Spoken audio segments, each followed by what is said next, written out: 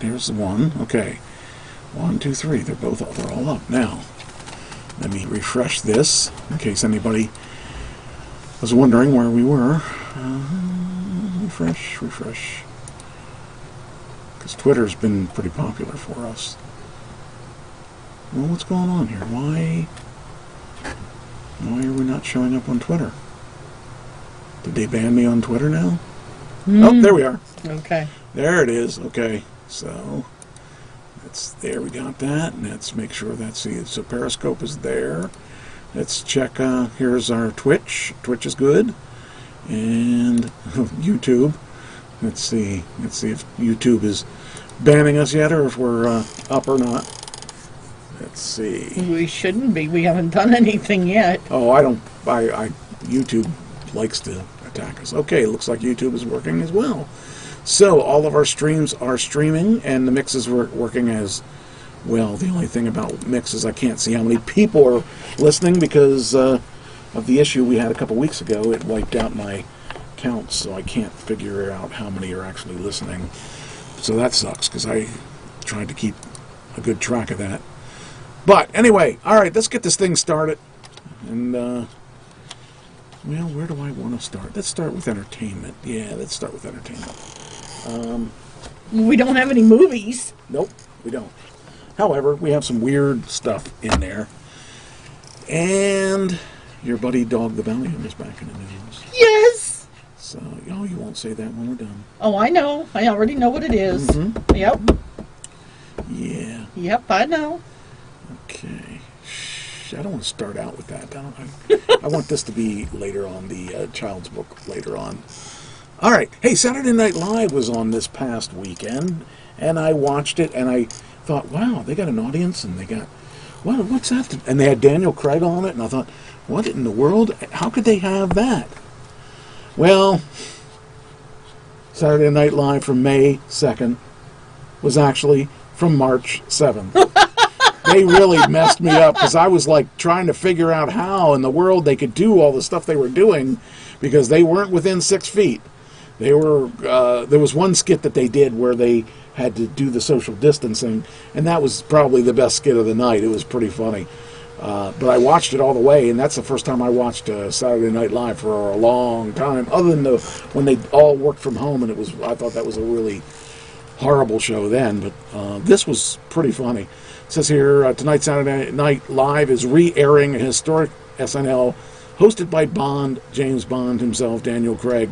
Nearly 2 months ago, when Daniel Craig hosted Saturday Night Live for his second time, little did we know that episode would turn out to be our last normal SNL. Wow. So weird because I don't watch it on a regular basis. I thought it was they usually put originally done this date, and I didn't see that anywhere. And I'm sitting there and I'm watching and I'm saying, well, those people are getting really close together. They're less than 6 feet. And then they did this one skit where one guy where Daniel Craig was going to kiss the girl, and she laid on the couch, and as she laid on the couch, she reached over her head and she grabbed cellophane, and she wrapped it on her body, and then he jumped on her, and that was hilarious. And then they went to kiss, and they put a plastic thing between them. That was so funny, and it would have been relevant, or it was relevant, but that really was a rerun. And I thought there was no way they would rerun a show that soon, because you figure it's really soon. But that was actually a funny show, and I would watch that on a regular basis if it was that funny regularly. So I don't know. They really confused me at the end of the night when I saw they had a full studio. I'm like, how could they do that? I can't. Because did they tell you the original name of the show was How to Fool Mike Trash? Well, they won that one because I was totally lost on that. I could not figure out how they did the whole thing. Oh, but it was good because it was actually a funny show, and if they had shows like that regularly, I would probably watch it again. So I may watch some that I have on my TiVo. And they're called reruns, Mike. And it was a good rerun. So there's a couple people on that cast that are actually pretty good, and that's why when I watched it last time, I was disappointed that it was so bad. But they were Zooming their show. And it's hard to do it if you're not there. Right. And there's no audience to work off of and all that other stuff. So it really messed me up because oh, darn, shoot. There's the Daniel Craig. I thought we were there, but it looks like. So there's Daniel Craig, and there's the. I thought I already switched it. So anyway, it was interesting. It was really well done, and one of the funniest skits was James Bond, and they were in the casino, and he kept rolling whatever he needed to roll on the craps table, which is impossible to hit as many times as he did, and the craps guy running the game ended up being a secret agent, and he ended up shooting the craps guy. Oh, jeez. And Daniel Craig ended up, everybody was, yeah, we won. Every hand, it just was just awesome. So it was, I criticized them because like I said, the last one I saw was really that bad, but I may have to take a look at them again. I may have to really see. I mean, because I used to really love it. I also watched a Saturday Night Live that was on before that one. That was a rerun, obviously, because it had a lot of people that are dead in it. It had Jane Curtin was in it, and Blues Brothers, Aykroyd and Belushi. Belushi was in it. I mean, it was a lot of funny people, and they had a lot of funny skits. And that was 45 years ago. Wow. It's like 75 or something like that. So it was funny. But anyway, what my point was that they fooled me because I thought it was a new one, and it wasn't a new one. So if anybody's interested on how to pull a fast one over on Mike, you just play something from before, and he'll think it's new. That's the first time anybody did that to me, so Saturday Night Live pulled one on me, and if that was April Fool's, which it wasn't, they should have done it April 1st. Well, that's why, because they did it in May, so that... By the way, happy Cinco de Mayo. So. Mm-hmm. What are you shaking your head? No, I know it's the 5th of May. Okay. But I'm not Mexican. See. Oh, jeez.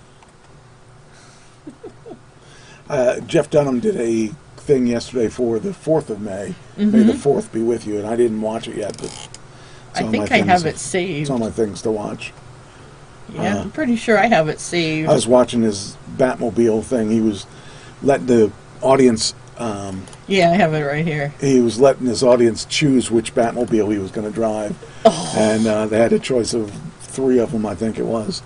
Wow. And everybody chose the oldest Batmobile, which was the coolest one. So I shouldn't say that was the coolest one. It was just the original Batmobile. So did they say that was originally a Le Mans that they changed over to be the Batmobile or something like that? Probably. It was something like that. It was really cool. So, yeah, it was a that was a good video. It was like an hour long. So I love Jeff Dunham, and he would be a guy I would like to someday meet. Yes. Mostly to get to Peanut and talk to Peanut. I don't really want to talk to Jeff Dunham. So, or maybe talk to Ahmed. I have some people I'd like him to take care of. I kill you. Just send Walter after them. No. If you do it, you do it right. Oh, jeez. I was watching some old clips, and there was one of Ahmed who meets his son. Oh, yes. Well, you could also introduce him to Jose Jalapeno on a Stick. There was one that was it Peanut realized that he was on a stick or something like that. Uh-huh. He said, me and Jose have something in common. Uh-huh. So anyway, Daniel Craig. That was the whole start of that. So I can now delete that off of my list of things. There it is. Okay. And if you get a chance, you may want to watch it if you can catch it on TiVo or on, Netflix or something like that. He's got them on YouTube. That was actually not a bad one. You definitely, if you can see this Saturday Night Live, it's worth it. All right, Dog the Bounty Hunter, your buddy, Yoo-hoo! your wannabe boyfriend, Yeah, I know. is taken again. I know. How many times is he going to be taken? Quite a few. Apparently, He's saving the best for last. This marriage won't last. I don't know. Then This he'll may be the become best. mine. This may end. Now that wasn't the girl that he was. No. Okay, I was pretty sure that wasn't the one. No, this is somebody different. She's cuter than the other girl. But she's not Beth. So, Beth is dead. I know. He needs something. He needs one of his own. And let's see, how do I turn the volume? Well, I can say this. As long as he is happy and she treats him as well as Beth did, then I'll be okay. and if she doesn't? Then she'll have to answer to me. Oh, okay. All right. I'll just, it's nice to know. It says, Dog the Bounty Hunter is ready to be a husband again. The Dog's Most Wanted star and girlfriend, Francie Frayne, are engaged. They are very happy and looking forward to a life together. He didn't wait long. Not even a full year. I know that when I lost my wife, I couldn't date that quick. But here's the thing. Maybe this is something that when Beth was diagnosed with cancer, maybe they had talked about it, or when Beth's dad died or something. You don't know when they talked about it, but it might have been something that she had said, look, if anything ever happens to me, I want you to date again. That doesn't work that way. I was told to do that too, and I couldn't. Even now, Yeah. I'm not so sure that I could date. Because, I just, I don't know. But anyway. You'll know when you're ready. Anyway, so he's, I don't know what this, let's see what this clip is. This clip might be the same thing. Dog the Bounty Hunter and his new girlfriend, Francie Frayne. Francie Frayne, what a name. All right, let's see which one of these is the audio clip for this, so that we can set it. You never know how strong you are until being strong Which is one the is only it? choice you have. Would So be you this cling one. to God and to His Word with all of your might because it's all you know to do. Then one day, I looked up. Looks at the like I can't ashes and crank it anymore. Ooh. Wow, God. The caption Frayne quotes a similar I think I message have from it the on Bible. Apple already. It then ends with, quote, Wayne Dog Oh, Chapman, that I love you. sucks. All right. Frayne's post comes days after Chapman declared his own love. Yeah. The reality star shared a photo That's from the funny. I weekend. can't And the find it. caption, he credits her Yeah, for that's the helping him max get past volume I the got. pain All right. of his late Well, anyway, wife's it's just what I said. Beth died She's in cute. 2019 at 51 She looks years pretty old young, after though, a battle for with him. her. He She's got in They're her- probably about the same age. I doubt that. I think she's in her 40s. Oh. That's my guess. And He's he's in his, like, 80s or something. Earlier He's this month, not the that couple old. spent time catching fish together in the great outdoors of Oh, Colorado. what a romantic guy. He takes her out fishing. Well, yeah.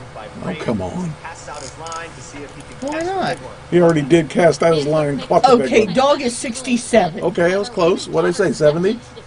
I was You close. said 80s. Ah, close enough. In an interview with the Sun, But hey, he asked if he can, if he's happy, that's all that matters. Exactly. So I'm happy for him, Really good. sort of. Yeah, Jeremy's key came in. Anyway, that's the Dog the Bounty Hunter thing. That's the Daniel Craig thing, which we don't need anymore. This one is so bizarre. Do you know who Alex Jones is? No. Alex Jones is a guy who lost his show because he was just a little bit too far to one side and made some really off-the-wall claims. Very political. Very, very political. Okay. Okay? Alex Jones made a promise that, well, I'll just play it rather than, here's the, he promised to eat his neighbors. Ooh. I thought that was That's I disgusting. thought that's the weirdest thing I've ever heard. Here's Alex Jones here. That's the, now let me turn the volume up. I will eat my neighbors. I'm not letting the kids die. I'm just going to be honest. My superpower is being honest. I've extrapolated this out and I won't have to for a few years because I got food and stuff. But I'm literally looking at my neighbors now and going, I'm ready to hang them up, and gut them, and skin them, and chop them up. And you know what? I'm ready. My daughters aren't starving to death. I'll eat my neighbors. See, What a my weirdo. superpower is being honest. I'll eat your ass. I will. Oh, he's also into anal eating. Oh, gross. I'm self-sufficient. Probably the leader. The point is have you thought about that yet? Because I'm somebody that thought I could fix this, and I'm starting to think about having to eat my neighbors. You think I like sizing up my neighbor, how I'm going to haul him up by a chain and chop his ass up? I'll do it. Tell me he's not a wacko. He is a wacko. I will eat your ass. Ugh, That's why gross. I will eat your ass first. Just wrong. Oh, the guy's a wacko. He's always been a wacko. He just gets wackier. Oh, so if you ever want your ass eaten, he's the one to do Oh, it. no. He's the only guy to do it. No way. No, thanks. That was submitted to me by my former guitarist, Rich. It just, which proves to you that guitarists should stick to playing guitar, and, Yeah. unless he wants his ass eaten, then he can. Nope. I just whacked out. That guy is just whacked out. Then we talked about this the other week, and I want to clarify. I got a clarification, I should say. That Comcast, remember I said that Comcast... Oh, by the way, did you ever determine if there's any hot spots near you? No. You got to do that. Find out if there's any hot spots. I don't know how. Turn your phone on. Go to where the Wi-Fi stuff is. Okay. In settings. Go to settings.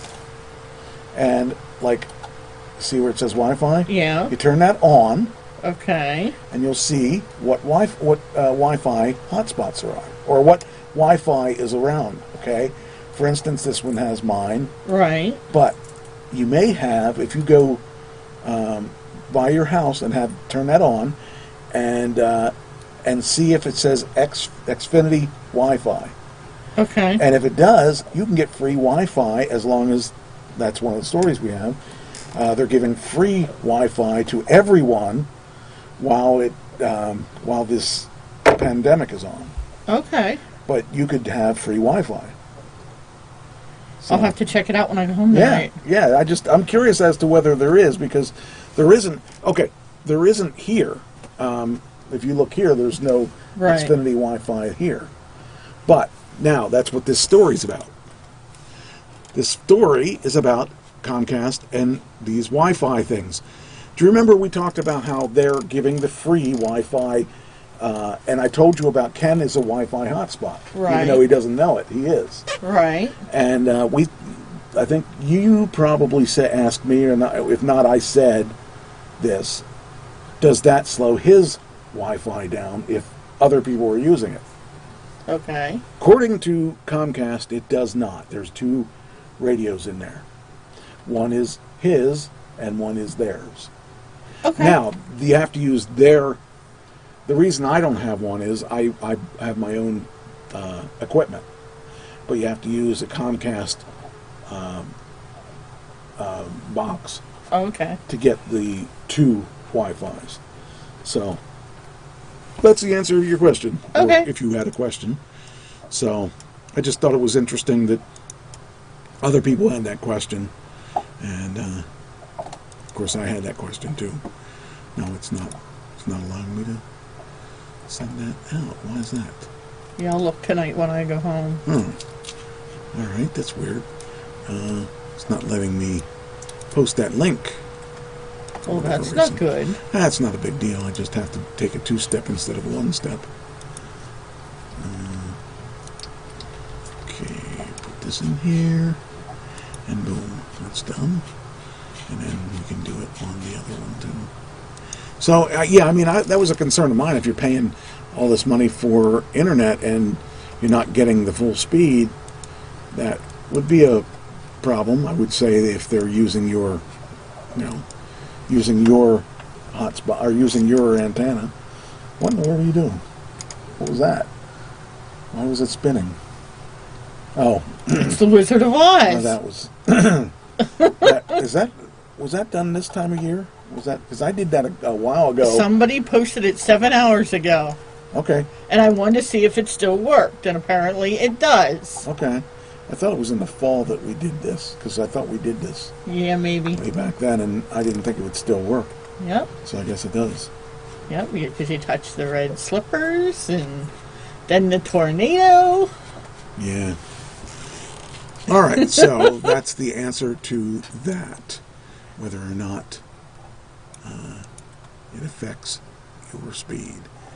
So it'd be cool if you, if we tagged onto theirs and then broadcast the show on it on their bandwidth rather than my bandwidth. But anyway, I'm going to hold that. That's Nietzsche's. I want to make sure that we give that a proper Oh. spot. What? Did you know that today was Steve and Laura's 16th anniversary? No. I didn't either. Didn't know they were still together. I knew they were together, but I didn't realize it's been 16 years. Oh, we haven't talked to them. I haven't talked to either of those for I know it's been a At couple least years. 10 years. Yeah. it's been a long time. I mean, I talk to Laura once in a while through Facebook, but that's it. I remember when they got speeding tickets coming down here Yep. to co-host the show.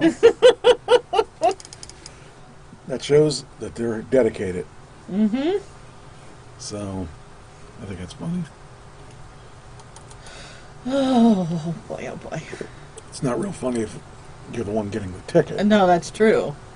but And every time I crawl in my car, I always hear that little voice in my head with you telling me, don't ever drive faster than you can afford a speeding ticket. So I don't speed. well, it's good advice. I know my budget can't afford it. Well, I understand that. Do not let me forget to do those stories. Don't forget to do those stories. Those stories are good, but I want to hold them for a bigger audience later on in the show. All right. So, all right, we'll go to, there it is, crimes. Speaking of which, okay, so we talked last week about my friend who got the email threatening her Yes. if she didn't spend What was it? $2,000 Okay. in Bitcoin. Since then, there's been some changes or some additional things happen. Oh no. She didn't reply to it, Okay. and several days later, I got one. Now, first off, I got one to an account that nobody has the email to but one place, so I know where it came from. Okay. I know. I did some research and I figured out where it came from. But the email was basically a direct, exact duplicate of the one that my friend got. Do you think they put something on your friend so that when she forwarded it to you? No. Okay. No, what happened was, okay, this is what happened. Let me tell you that you won't get one. Good. And neither should most of your friends that are not Comcast. So the answer is Comcast, speaking of Comcast that we've been just speaking about, I found they had a data breach. Oh. I didn't tell you this, right? I didn't tell you this ahead of time. I did tell you about the data breach? Okay. I didn't remember if I told you or not. Yeah. So they had Comcast faces fallout from website bug that leaked consumer data. Yeah, because I was at home when you told me. Well, as I talked last week, that it was, well, I don't know if I talked about it last week or if I just talked about it to you, but the reason I know this is why I formed this opinion, that my friend's email is her regular email. Right. My email is one I only use for bills, Okay. and it's not used in the general public. It's not used on porn sites. It's not used on Facebook. So I figure the answer is that they didn't realize, they think this is my main email. So it made me do some research, a little bit research. And I looked for Comcast data breach. And that's what I got. I found that there was, in 2018, there was a data breach. And there were actually several data breaches that I saw. And actually, the reason I know that it was it was quite a while ago, actually, and it wasn't 2018 that they probably got mine, because I changed. Mine actually had my password at the very top. It said your password is this, and that was my password at one time. Okay. A long time ago, about 20 years ago. Okay. So they must have stolen the password a long time ago, and that makes sense because I know that I had with the Uncle Sam Band one, which it wasn't the Uncle Sam Band one, but the Uncle Sam Band one was still using that that password, and I had just changed that a couple years ago. But the one that they got me on, the one that they sent me on, was one that I changed the password probably 15 years ago at least. So it's kind of interesting. But Comcast, that was a data breach that Comcast had, and this person doesn't even know that this is a good email address. If I were to answer it, he would know it was a good email address. Right. But it's almost an exact duplicate of my friends. And now, on top of that, she got another one. Was it today or yesterday? Yesterday. She got another one that has exactly what the first one had, but it's a different. It's a different name of a person. Whoever, I'm sure that's not the real name anyway. And they want $3,000 now. Unbelievable. Well, if she didn't pay the $2,000, she's not going to pay the $3,000. I just said, ride it out, because first off, what they're telling you isn't true. They don't have anything on you at all. And if you pay them, who's to say they won't release it anyway and come back? Right. Who's to say they won't come back and say, we want $5,000 now? You know, it doesn't matter. And, you know, they don't have any idea who they sent it to. They don't know that person's a male or a female, or, you know, they have no idea. So, I mean, they sent me one, so they have no idea. And they, by the way, it said that I watch some pretty interesting porn. I don't watch anything interesting. Mine's just male, female, boring porn. Well, at least you admit you watch it. Yeah. You're a guy. I am a guy, and I have to watch it. It's my creed. So, hey, I admit it. Are you afraid to lose your man card if you don't watch it? I've lost my man card a long time ago. Oh, okay. If anybody finds it, let me know. I found it. That must be why you're a man. No, it's right here. Well, it has the word revoked on it. I wouldn't doubt it. Some of the movies I've watched. I think I saved it. I tried to save it. I don't have any idea what you're talking about. Right here, it says man card revoked. Oh, it's loading. See? Oh. I never saw that before. Told you I found it. I see. Anyway, so if anybody gets one of those, don't worry about it. It's just ignore it. Do not respond to it. Just delete it. And, well, I usually keep it because you you need it in case something does happen. They tell you to report it to the authorities, that you should talk to the cops. But I am not going to talk to the cops unless it gets worse. That's why I'm going to keep it. If I get more things hitting me up, I'm going to eventually report it. But plus, if there ever becomes a lawsuit with Comcast, I'm joining in, because this is something that data breach affected me. Right. So that's, I just want to keep all my evidence together. So I just told her to hang tight and just don't respond. This is a bizarre story.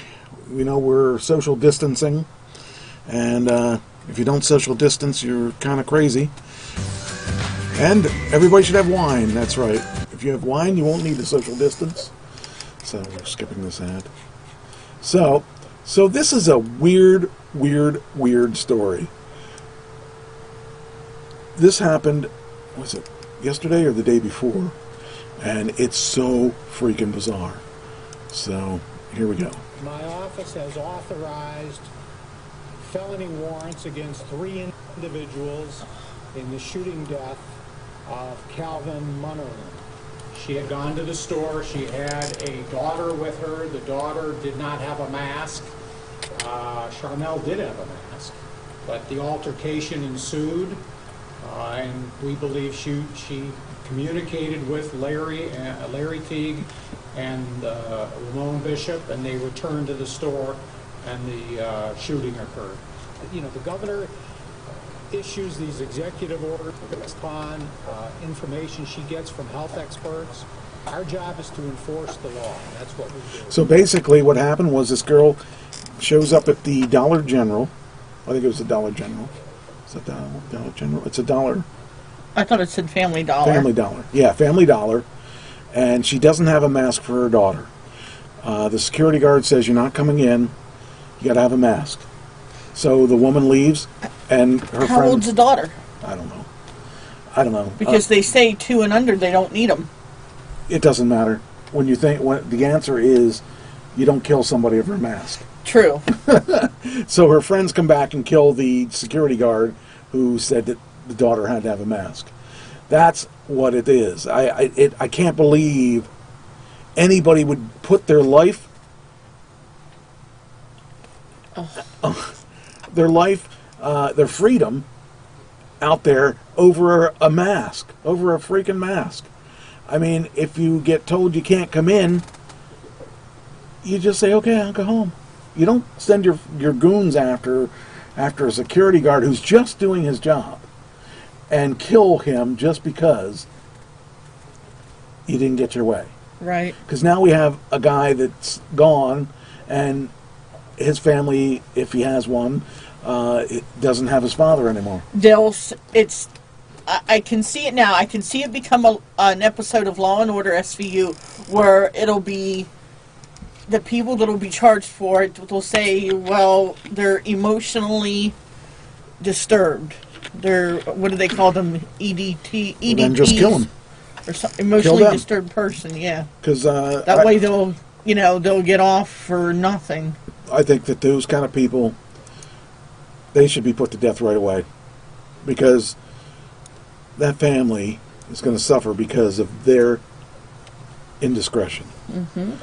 It just sucks. It sucks so bad. It just doesn't even make sense that you would go to that extreme over a mask.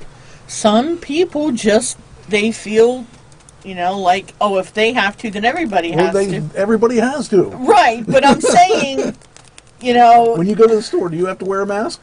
yeah, I always make sure I have mine with me. Okay. Well, they're no better than you are.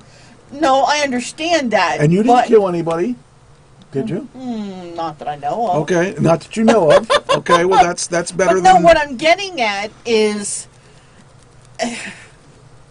I don't know how to say it without being racist, so I'll just keep quiet. Well, you don't have to be racist. It's just people shouldn't kill people over a mask. No, they shouldn't. That's it. But There is some nothing people else. feel like, it has to be their way or the highway. Well, I believe it should be my way or the highway, yes. And just... You got it. It's right. It should be my way or the highway. So, anyway. there's enough people making masks, giving them out, selling them for cheap, doing whatever. They gave them away on Saturday in Lebanon. They gave 2 masks to each person that drove up and Yep. got them. I mean, that's... I got 2 when I went to work on Thursday. I got 2 cloth ones. Now they're gray, but I'm like, I'll never use them. But, because I have the paper ones. Well, I mean, the paper ones fit better. Yeah. Those other ones pull on your ears a lot. Well, the other ones are, you actually tie them. Oh, not the one I got. Now, the ones I got at work are the ones that you tie so I can adjust them. But I like the paper ones because they're simple. Yeah. Yeah, anyway, just kind of sad. So, but that's not everything. Oh, no. No, there's another one. We that couldn't be the last story about masks. I swear, our civilization is over as we know it. I There's- still see so many people out without wearing them, and it's like, yeah. I just, Back when it started, I thought, oh, we don't need masks. We don't need those sticking masks. Little did I know what this was going to turn into. it's like And this. You're wearing that's them. one of the stories I'm going to tell too. Oh. You're wearing them to protect not only somebody else, but yourself as well. That's correct. That's correct. So here's the next story, and it's just as bad, and maybe even, well, maybe in its own way worse. Shocking moment when a New York City officer placed on desk duty after he beat a bystander during social distancing arrest. So, what in the world is going on? I swear, things are like...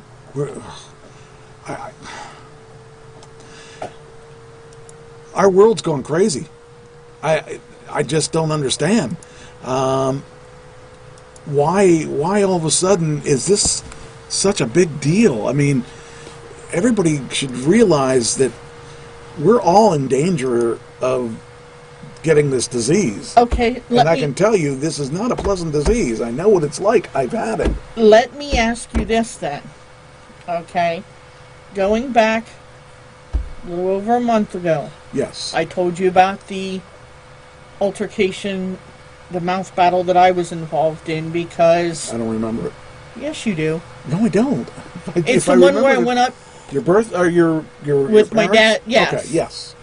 Okay, now, I thought there was another one. no, because they weren't wearing them, and I felt that if they're not wearing them, then I shouldn't have to either.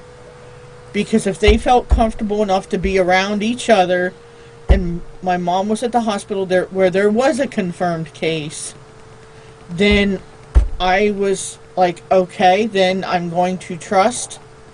If you're not wearing them, then you're telling me everything's okay. I'm going to go right along with you. No. Okay? Okay. That's where the disagreement started. Yeah. Because they're saying that I think everybody should have had a mask on at that particular yes, but they situation. didn't. I'm just telling you what I think should have Right. happened. Right. I understand that. But now, if that were to happen, If what were to happen? if this altercation or mouth battle, whatever you want to call it, were to happen, where if I would go up, even though everybody, may or may not be wearing them, okay, Well, they should be wearing them. they should be, If you're they right. aren't- If they aren't, they're the idiot. I mean, that's what it comes down to. I mean, you want to protect yourself. So Yes. if they want to protect themselves, they should wear it as well. Even though they're family? It doesn't matter. Everybody should be wearing them. If you're with like, let's say your sister and your mom are living together, Right. and they're together, and that's it. They don't have to wear it. But if anybody comes over, they should wear it as well, because they're protecting themselves. I mean, I only go from my house to here I understand that. most of the That's time. why I'm not wearing one. Right.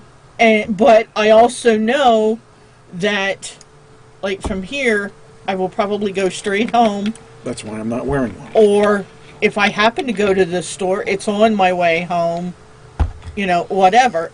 Or in the mornings, if I'm on my way here and I stop, like, to get my tea, I'll wear one into the store. Okay. But, I don't. What's your point? the fact is that, how do I want to say it?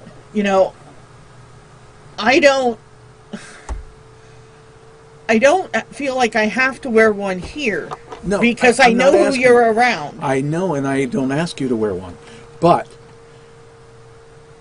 up there, if you're going up there, you should wear one for your protection, and they should wear one for their protection. You don't know where they've been. It's kind of like wearing a condom. Your partner might say he hasn't been sleeping around. But that doesn't mean he hasn't been sleeping around. He said he hasn't been sleeping around. Right. But do you believe that he hasn't been sleeping around? Can you put your life on it that you swear he hasn't been sleeping around? Or does he have And now you see HPV? why I have trust issues. Well, no, believe me. That's how people get HPV. That's how people get AIDS. You know, people say, "Oh, well, I haven't slept around," and they have. You don't know where that person's been. You don't know if there was a small indiscretion and they walked up and somebody coughed and boom, Right. you're dead. You know, the thing is, you don't know. And if this were the thing I thought it was, it wouldn't be a big deal. But it isn't what I thought it was. It's much worse than I ever thought it was. So if you don't wear, it's on you. So you can only be responsible for yourself. Right. And if you don't wear one around your parent, your mother, and your sister, that's on you. That's Well, I don't have to worry about well, that anymore. I'm just but- saying it doesn't have to be them. Anybody you don't know where they've been. Even me, you don't know where I've been. I know enough about you But that I know where you Since I are. don't go anywhere, it's really not I that mean, hard to 40 decide. hours of the week at least I'm here. No, that's not true. Yeah, it is. You're only 2 days and 3 days, so 3 days. It's 2 half days and 2 full days, so that's not 40. At 10 hours a day. Yeah. 10, 20, 30. But then Tuesday nights I'm here and That doesn't count. Anyway, the bottom line is I don't trust anyone.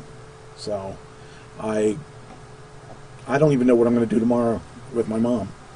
I don't know what, I mean, I know she's been, the thing is you could be a carrier. right.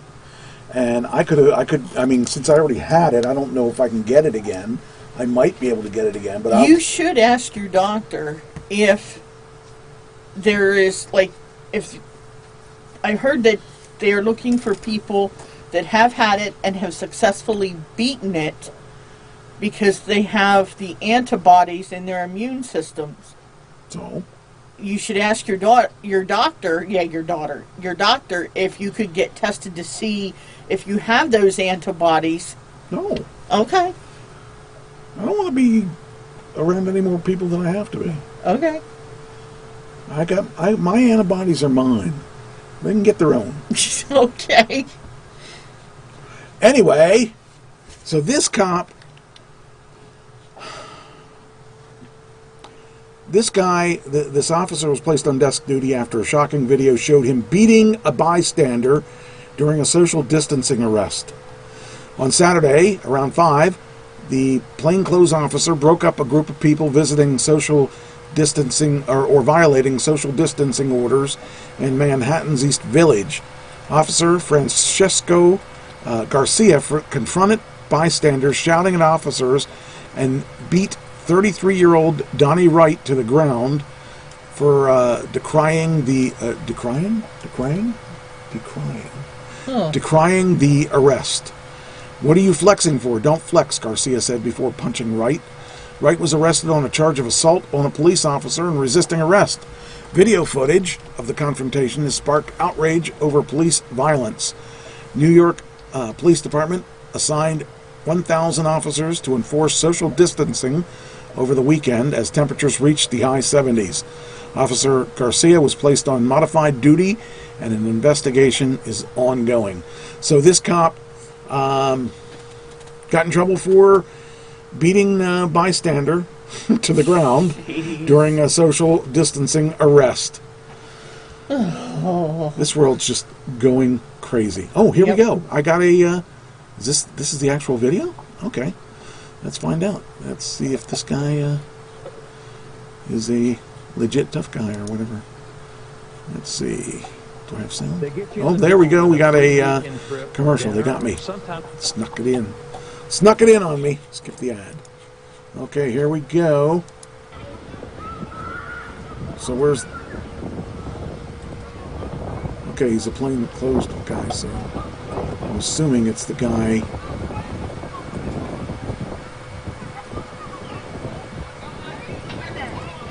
I'm trying to figure out what I mean, all we see is him throw him to the ground. We don't know what the reason was for all this. Here we are with nobody having masks on. Oh, no, wait, the one guy looks like he has a mask on.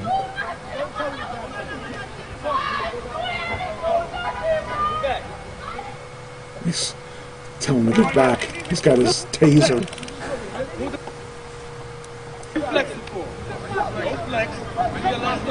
Don't flex. Oh, here's another one. Oh, he slapped him across the face. Oh, here's another one. And the officer doesn't have any mask on either. That's crazy. You have no idea what you're up against outside the, in Manhattan of all places where there's billions of people. Oh, that was stupid. And that guy that has the mask on doesn't have it over his nose. Oh, these idiots.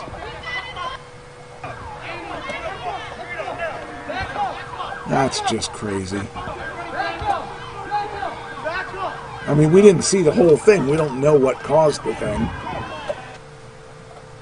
That's sad. That guy has his mask down, and he just stuck it up because he saw he was on film. You guys, it's for your own protection, and you're stupid when you move it down. Yes, but if you're claustrophobic, sometimes it can't be helped. Then you shouldn't be out there. Yeah, right. You shouldn't be out. No, I'm seriously. Wait, is this the beginning? Another video. Got another guy down there. He's beating him on the head. Man, these guys don't seem to understand. Your job's on the line here. You go ahead and pound that guy. You're going to lose because in the long run, video doesn't lie. And holding the people with taser. Someone just threw a bike at him. Oh, man. I'm so glad I don't live in New York. I don't like New York anyway. I mean, I like to visit New York. I don't see how people could live in it. And I know there's some people that just think New York is the greatest place ever. And I don't feel the same way because my experience of New York has been too many people in one place means nothing good could happen. Yeah, see, like when I'm walking into work. You're a country girl. You go crazy when there's more than 10 people in a place. Oh, yeah. But when I'm walking into work, if I have my glasses on, my glasses steam up. But if I have, I know. But I also feel claustrophobic, so I'll pull it down a little bit. But if I come in, like, if I go to walk past somebody, I'll pop it up real quick. Once I'm in my office, it comes completely off, and I shut the door. Yo, we got it. Yo, why they did that to Oh, him, man, looks like he might be bleeding. I can't tell, but it looks like his face is bleeding. But the thing is, I can't understand, okay, from a logic standpoint. Let me turn this down a little bit. I'm taking his phone. I'm taking. All right. So from a standpoint of an officer being, he's got to realize if you have a body cam on, you got people around you taking footage.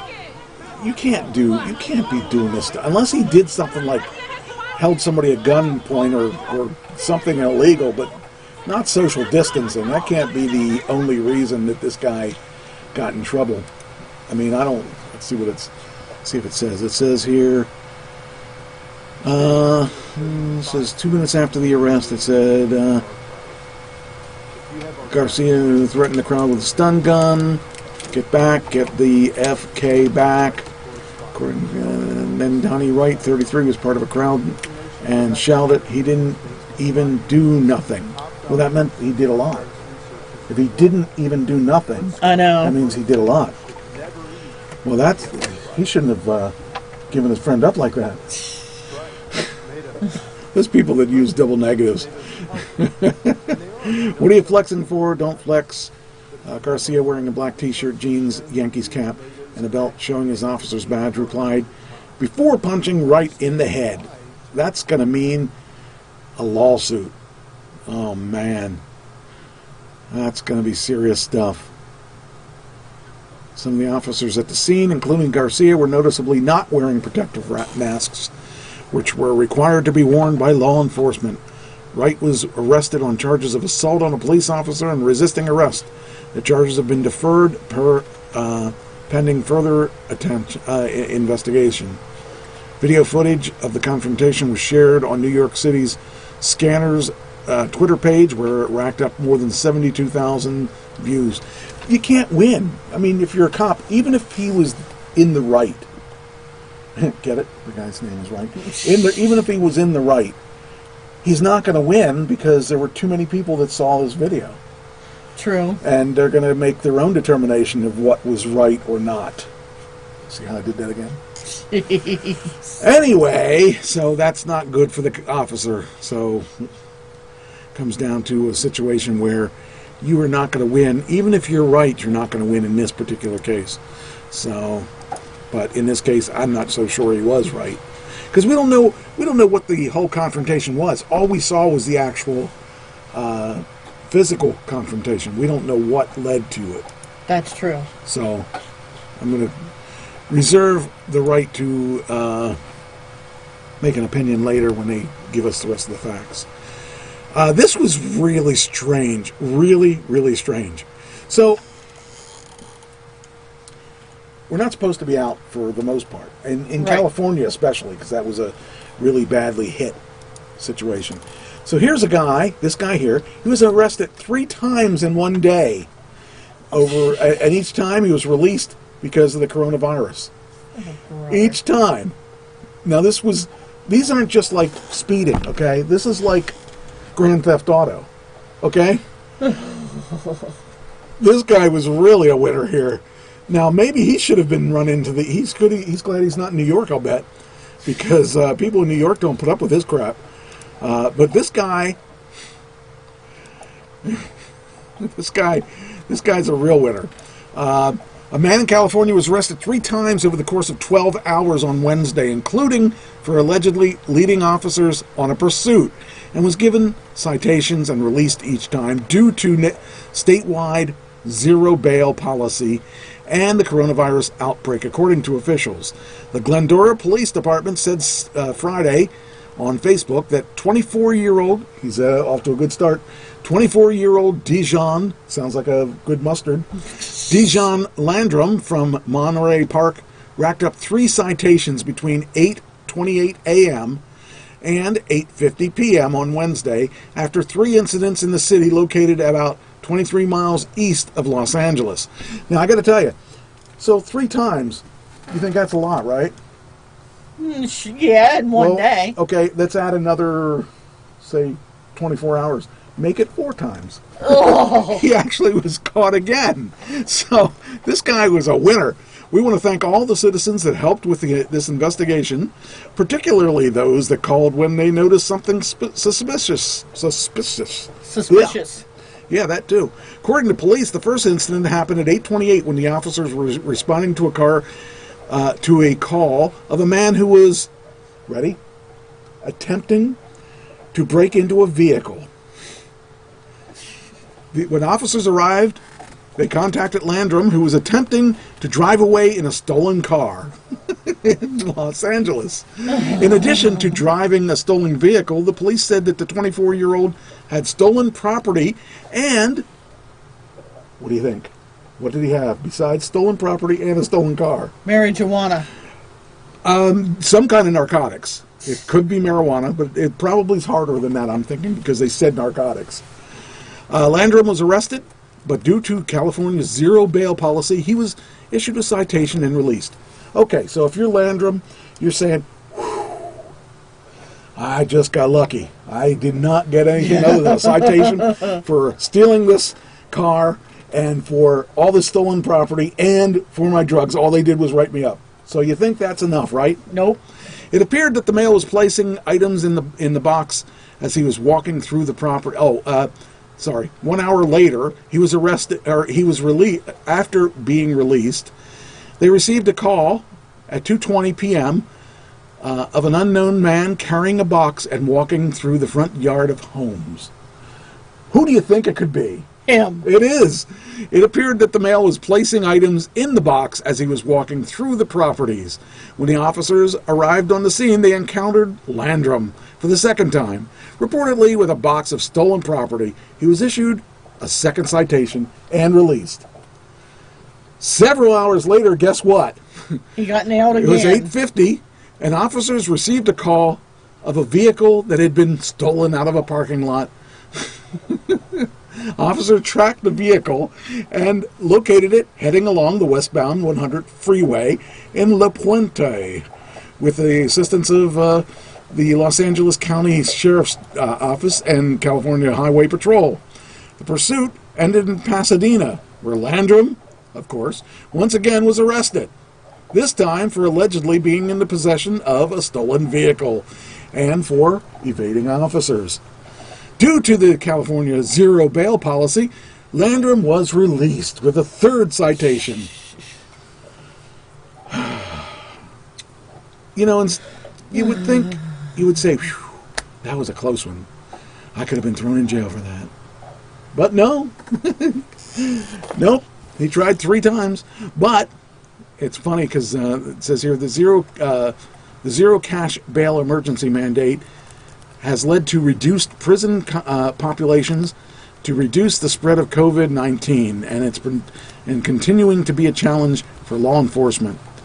And it says here, last weekend, a man in Chino Hills was arrested 4 times over the course of 2 days for allegedly trespassing the same property, only to be released due to the zero cash bail policy. I mean, I just don't even. I mean, I guess he must know that. He must know that he's going to get off. Because why would you keep doing it? Stupidity. They need some good New York cops out there. Maybe they should swap them out. Send to New York over there and send to L.A. to. I mean, that's, oh man, I can't even imagine. Like, I'm afraid to get a speeding ticket. This guy doesn't care. He stole 2 cars. Man. That is just stupid at its finest. I want what he has. That whatever he was taking in the narcotics. Ugh. Oh, man. You wouldn't get that lucky, though. No, I'm sure that I would be tossed in the jail cell next to the COVID patient. They would say, "Hey, this is the only cell we have," and the guy's in there. And that'd be it for me. Yeah, don't do that. When I read that, I thought, what in the world are we doing? I would say if the guy is caught once with all those things, you can't throw him out in the population. And if he's caught twice, why would you let him go twice? I know. I mean, I realize that we're trying to not populate the prisons, but maybe we should populate the prisons when there's somebody that does it 3 times in one day, in 12 hours. Wow. Just unbelievable. Yeah, that was a weird one. But when you thought you've heard it all, oh no. this is when you thought you heard it all, department. Women dressed as healthcare workers steal packages in Washington State. So they're wearing scrubs, and they're just porch pirates. They figure if they're porch pirates, if they're wearing scrubs, they'll be forgiven, I guess. And if they were in L.A., they'd have no problems. They'd just get a citation. I don't get it. I mean, this world is going crazy. They're doing stupid things. Yeah, I'm glad I'm armed here. Because, I mean, who knows? Who knows what's going to happen next? This next phase of things is just... I fear for what's going to happen to the world now. Because, I mean, little by little, we're running into these weird... But it says 2 women who were dressed as healthcare workers stole packages left outside homes in Washington State. The porch pirates were spotted on surveillance footage approaching homes wearing blue scrubs and lanyards with ID badges. One of the women wore gloves as she grabbed the packages. Well, you can't be too safe. Right. She wear gloves. I mean, she should have wore a face mask too. You know, why didn't she wear the face mask? you would never identify her. That's true. And it would be normal now. If you're going to do anything wrong, you should wear your face. Why rebel? Why be a rebel? I mean, geez, this is not a time to be a rebel if you're a criminal. If you're a criminal, you should definitely put on your face masks if you're going to steal things. Neat says, please be optimistic. We have enough negative people as it is. Hey, I'm thinking of taking up a... Hey, I've seen people wear hunting masks, regular bandanas like they're a bank robber or something. Well, I've seen somebody out in a scarf. if you think about it, the people that went out and partied the other week that got a $1,000 fine, Yeah. they probably got hit harder than the guy that got 3 citations that day. He probably got $200 apiece. And now you're talking, hey, $600 or $1,000 to go out drinking. Let me think. I'd steal the stuff. I think I've chosen the wrong business. I don't make any money here. I should start wearing my mask and go out and. This is crazy, people. I swear. Oh wow. But yeah, the healthcare workers. That's. I mean, this stuff. I couldn't make this stuff up if I tried. This stuff is just unreal. I guess since I got it here, did you know Elon Musk had a baby? I mean, No. Well, he didn't have a baby. How to pronounce X / whatever that number is of the name of Elon Musk and Grimes' baby, since I can't figure out how to say it. They gave him an unconventional name, as you would expect. That should be a crime in itself, because the whole life, the kid's not going to know, going to have to explain how to pronounce his name or her name or its name or whatever. Hey, there's some benefits to having a name where people can't pronounce it correctly. I guess. It says here, Elon Musk and Grimes have chosen a very unconventional name for the newborn son, XAEA12. On Monday, after Tesla CEO announced the birth of his child with a Canadian singer, a fan tweeted, "We need the name. We literally need it." Musk responded, A12 Musk, with no explanation. He also shared 2 photos of the newborn, one with a filter with tattoos on his face. See, he's got tattoos on his face. It's funny. I think that's funny. Well, it's not real tattoos. Those are just a filter. And it says here, one person on Twitter appeared to guess the pronunciation correctly because the tech guy liked their tweet. So do you have any idea how to pronounce that? No. All right. According to this, the pronunciation is A-Ash Archangel. I don't get that. Oh. I don't understand how you get that.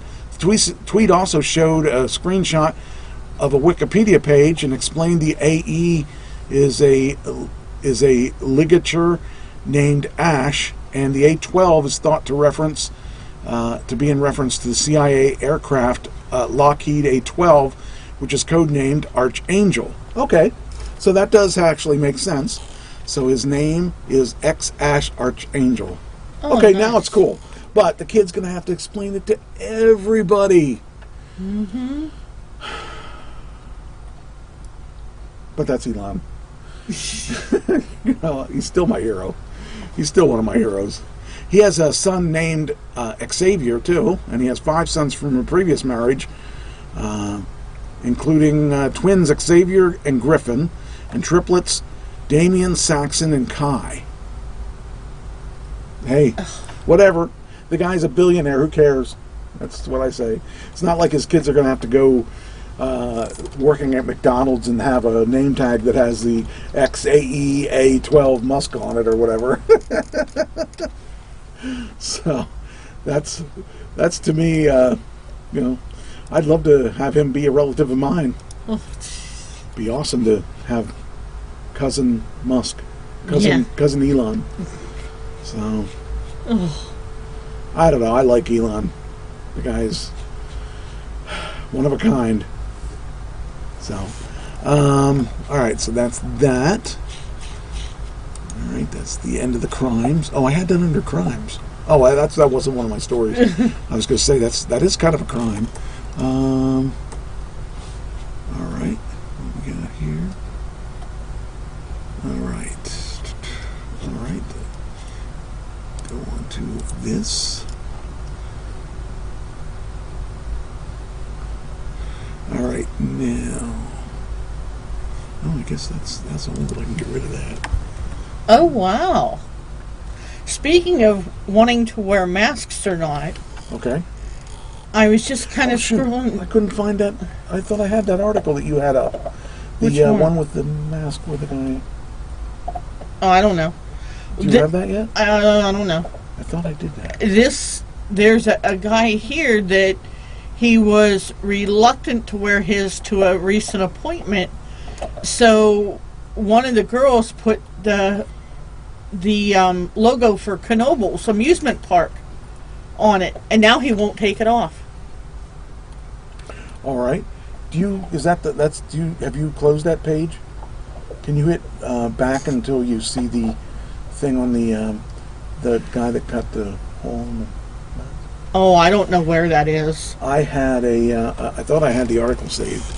And wait, maybe I have it. Maybe it's under this.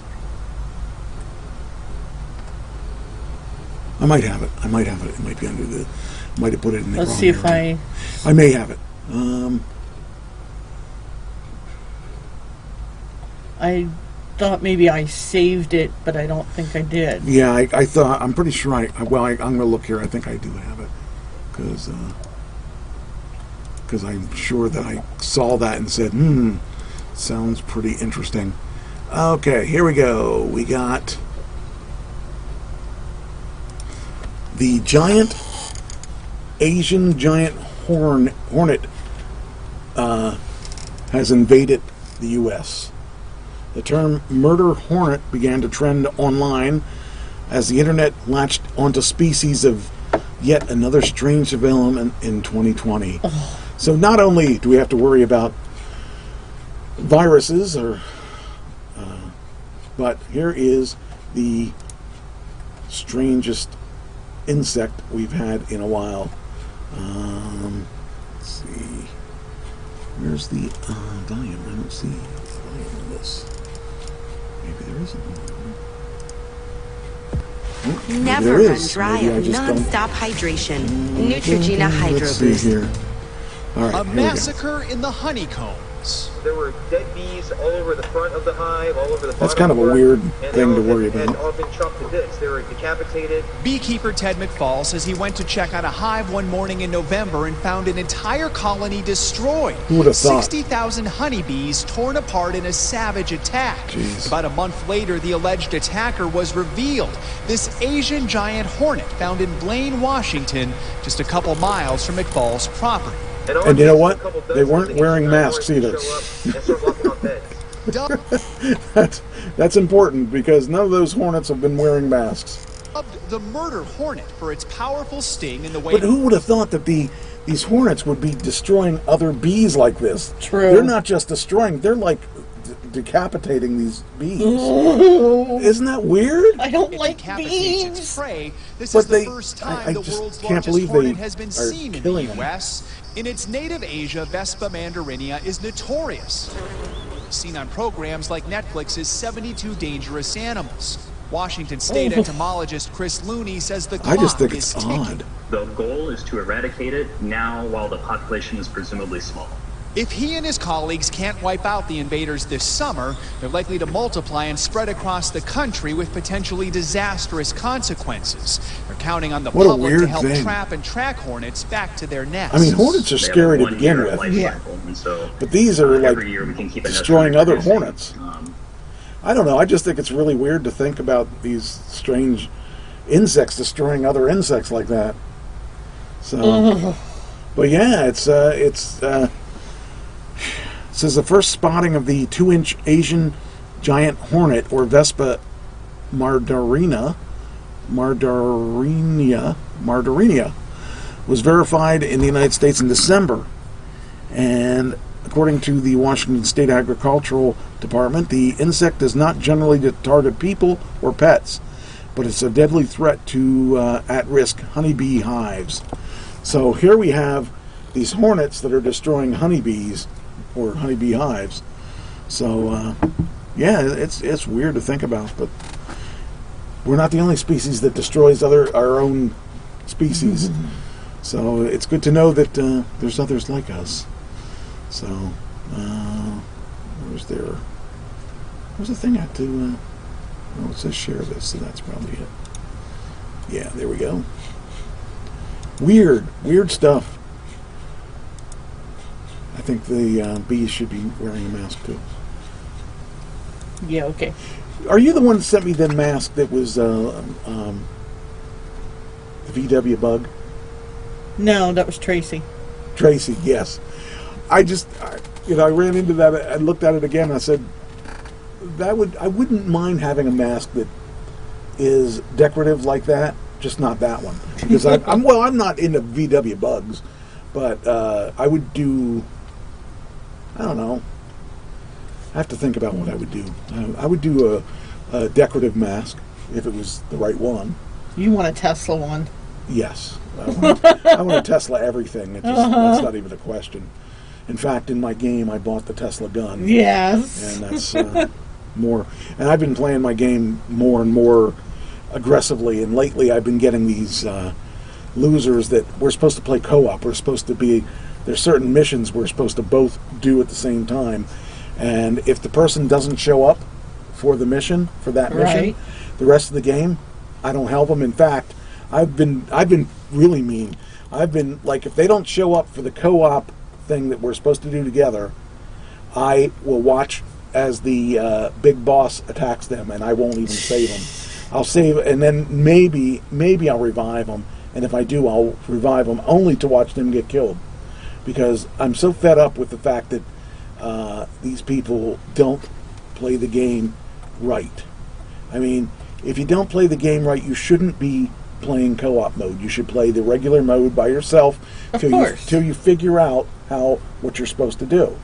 And these people, they end up causing me, like one guy, he kept getting killed to the point where I ran out of time for the last thing because I was saving him so many times. Right. I actually ran out of time and lost because I couldn't get the level done in time.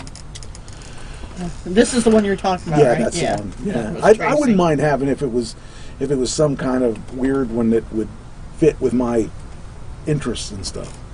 But yeah. All right. Next we got.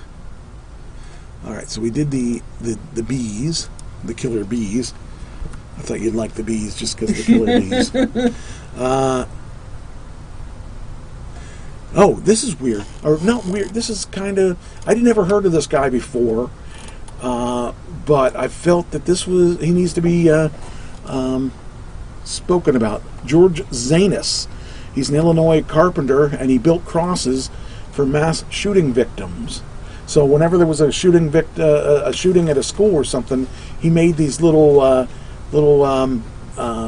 crosses for the people that died. Well, he just died. Aww. I don't know if anybody made a cross for him. They should have. Actually, that's not even a new news. That's an old news. Maybe that's when he made those particular crosses. Because this was from May 4th. That's right. Okay. It says George Zanis, the Illinois carpenter who spent 25 years constructing crosses and traveling the country to honor victims of mass shootings and other national tragedies. He died Monday while battling bladder cancer. So, it's nice that this guy is getting his tribute because he did all these things for people he never met. I think it's honorable that this person, is taken care of. So, it's such a shame that we have to have someone build crosses for people because it's a shame we have mass shootings. Right. But we're going to have mass shootings. I met a man here today who spends his days and years traveling the country, creating memorials we know all too well to remember victims. For him, it's a journey without end. There was a shooting in Newtown where 26 kids were murdered. 26 There's another kids. shooting in Parkland, Florida. It is Yeah, Greg even the Zanis's Parkland, Florida itinerary thing. of grief and mass murder. His handcrafted white crosses, stars of David, crescent moons are And then he ubiquitous. puts their name and from everything on it. Columbine to Pittsburgh, and miles of tears in between. And now, See? See? Yeah. 22 placed across from the Walmart in El Paso. This is all they have left. And I know that, and I know it means the world to them. What a thing to It began as a dedicate your tribute life to to. his own murdered I never would have father-in-law. imagined, His I never first would have thought mass- of something like that, but this guy's dedicated his life to making sure these people weren't forgotten. You know? Wow. But yeah, that takes a lot of integrity. Oh, that's the same story as the Hornet story. That is the Hornet story. Must have had that in here twice. Wanted to talk about it so much. So if you want to blow off some steam for all this coronavirus thing, what would you do? Just to blow off steam. Go to a gun range. How about if you do just this? Topless medical worker Oh, blows off brother. steam in Times Square. She's my party girl. Oh.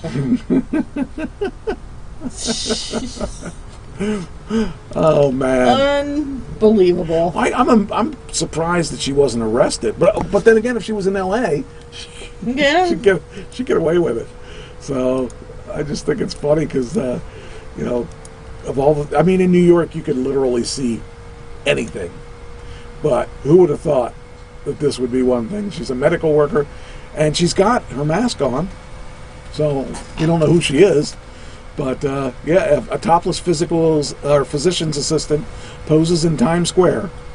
Actually, Times Square is an interesting place. I mean, Pam, when I took Pam there when we stayed at the W, we saw the Naked Cowboy. Right. And then they had the Naked Cowgirl too, which I don't remember seeing her, but and you can see just about anything.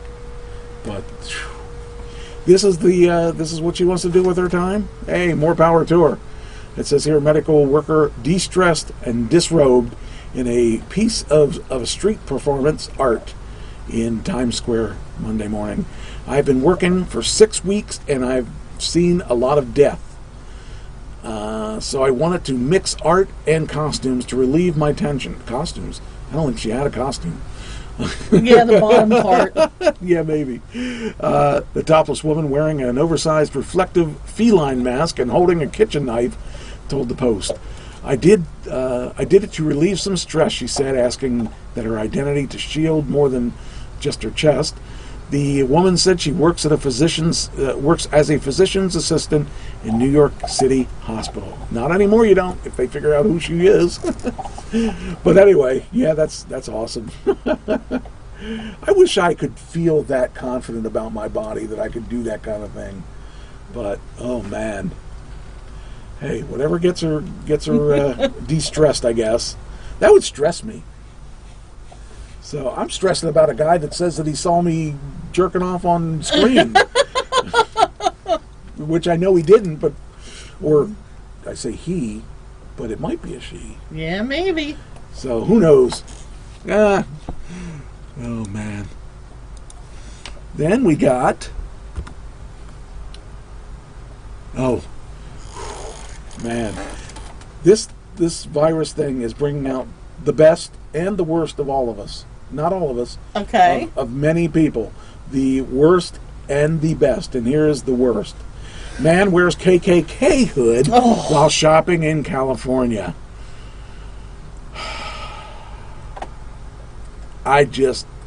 No. I don't get it. I mean, I realize they're probably just looking to get a rise out of people because they're not in the South, they're in California, so it's not like it's a big KKK thing in California. There may be much more than I think is out there, but it says a man after San Diego residents were required, or a day after San Diego residents were required to wear face coverings in public, a man went grocery shopping wearing a Ku Klux Klan hood. The hooded creep was seen roaming the aisles of a Vons supermarket in San Diego County. Store clerks repeatedly asked the man to remove the hood or leave the premises. See, but you can't tell him to remove the hood because if that's his mask. Yeah. Supervisor approached him at the checkout line and asked him again to take off the hood or leave. The man finally removed the hood, bought his items, and left. At Vons, fostering an environment of courtesy, dignity, and respect is one of our highest priorities. I just hope he got the virus while he took the hood off. Yeah. Because people like that are inspiring negativity deserve to get what they get. I don't know. I never really understood the whole... I mean, this is 2020. This is 2020. This is 2020. There's no room for this anymore. I don't think there was room in this any time when I was... since I've been alive, but people seem to think that it's their right to act like idiots. So, okay, Kirk or Picard? I don't know. I've never seen Star Wars. Which one would you take? Kirk. Same here. Kirk's the original. Now, there is the new Picard show. I will tell you that Picard show is interesting. I only saw one episode so far, but I think I'm going to have to watch the rest of it because it looks pretty interesting. He holds true to his character. Okay. He's a good actor. It's funny because I read an interview where he said, I don't know why they wanted a British guy classically trained to be Picard, but hey, it worked. I like the Picard. I like the character, but when it comes to those two, Kirk's. Yeah, I always liked Kirk because he was a ladies' man. Right. He always got the alien ladies. Not just the ladies, the alien ladies. And plus, he had that thing for Uhura. Yeah. Uhura was hot, too. And I always, she had that short... Quit your drooling. Oh, I'm telling you, I fantasized when I was a kid. Because I was a young kid back then. I fantasized of that girl. I thought, man, she's some hot piece of... She's a hot piece. And, oh, man, I loved her. I really loved her. So, yeah. Uhura, if you're out there, I'm single. Come and get me. Oh, no, she'd be about 80 now. I don't know if I'd want her. That was Nicholas Nichelle. Nichelle, yeah. I'm trying to remember what her last. Oh wait a minute! I know how to do it. I'll find it. Well, yeah. Look up Star Trek, the original. Okay, come on. Look up the girls that James T. Kirk had sex with. Yeah, no. Let's see. Just look up Star Trek. I thought I saw something over here. No. You're doing it the hard way. Yes, I know. Star Trek, right there. Click. And go to cast. Surprised Nietzsche hasn't answered this. Nichelle Nichols. That's it. Yeah. That woman was hot as... She's even still good looking. And she's also 87. Oh, she died, right? No, she's still alive. Oh. She's 87. I bet she still wears those things. But she still wears them really short things. Whew. I knew her first name was Nichelle. I just couldn't remember her last name. Yeah. Yeah. Oh, man. Yeah, I'll take her. All right, anyway. Oh, you know what? She's on Deadpool. What? She's the old lady in Deadpool. You're right, oh, yes. Man. I just the blind one. Yes, I just made that correlation. Okay, maybe I wouldn't take her now, but back then I would. Of course, then it would be kind of weird because she would. Well, been let's see. It says she was diagnosed with dementia sometime in 2018. She subsequently announced her retirement from convention appearances with a farewell event to be held in Burbank in May 2020. Maybe well, that that's isn't not it. going to happen. Check to see if she. I don't think. Maybe she isn't that. Maybe she isn't in Deadpool. I, for some reason, thought she was. Yeah, I'm pretty sure she was. Maybe I don't think. Maybe it wasn't. Well, let's see. Okay.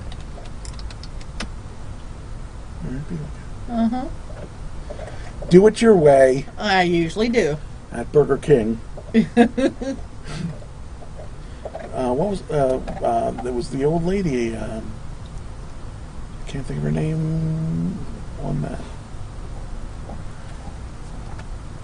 It may not have her listed though. Yeah, it may not, but I'm pretty sure. Yeah, I'm pretty sure she was. Yeah. Well, if it wasn't her, that old lady could have been her.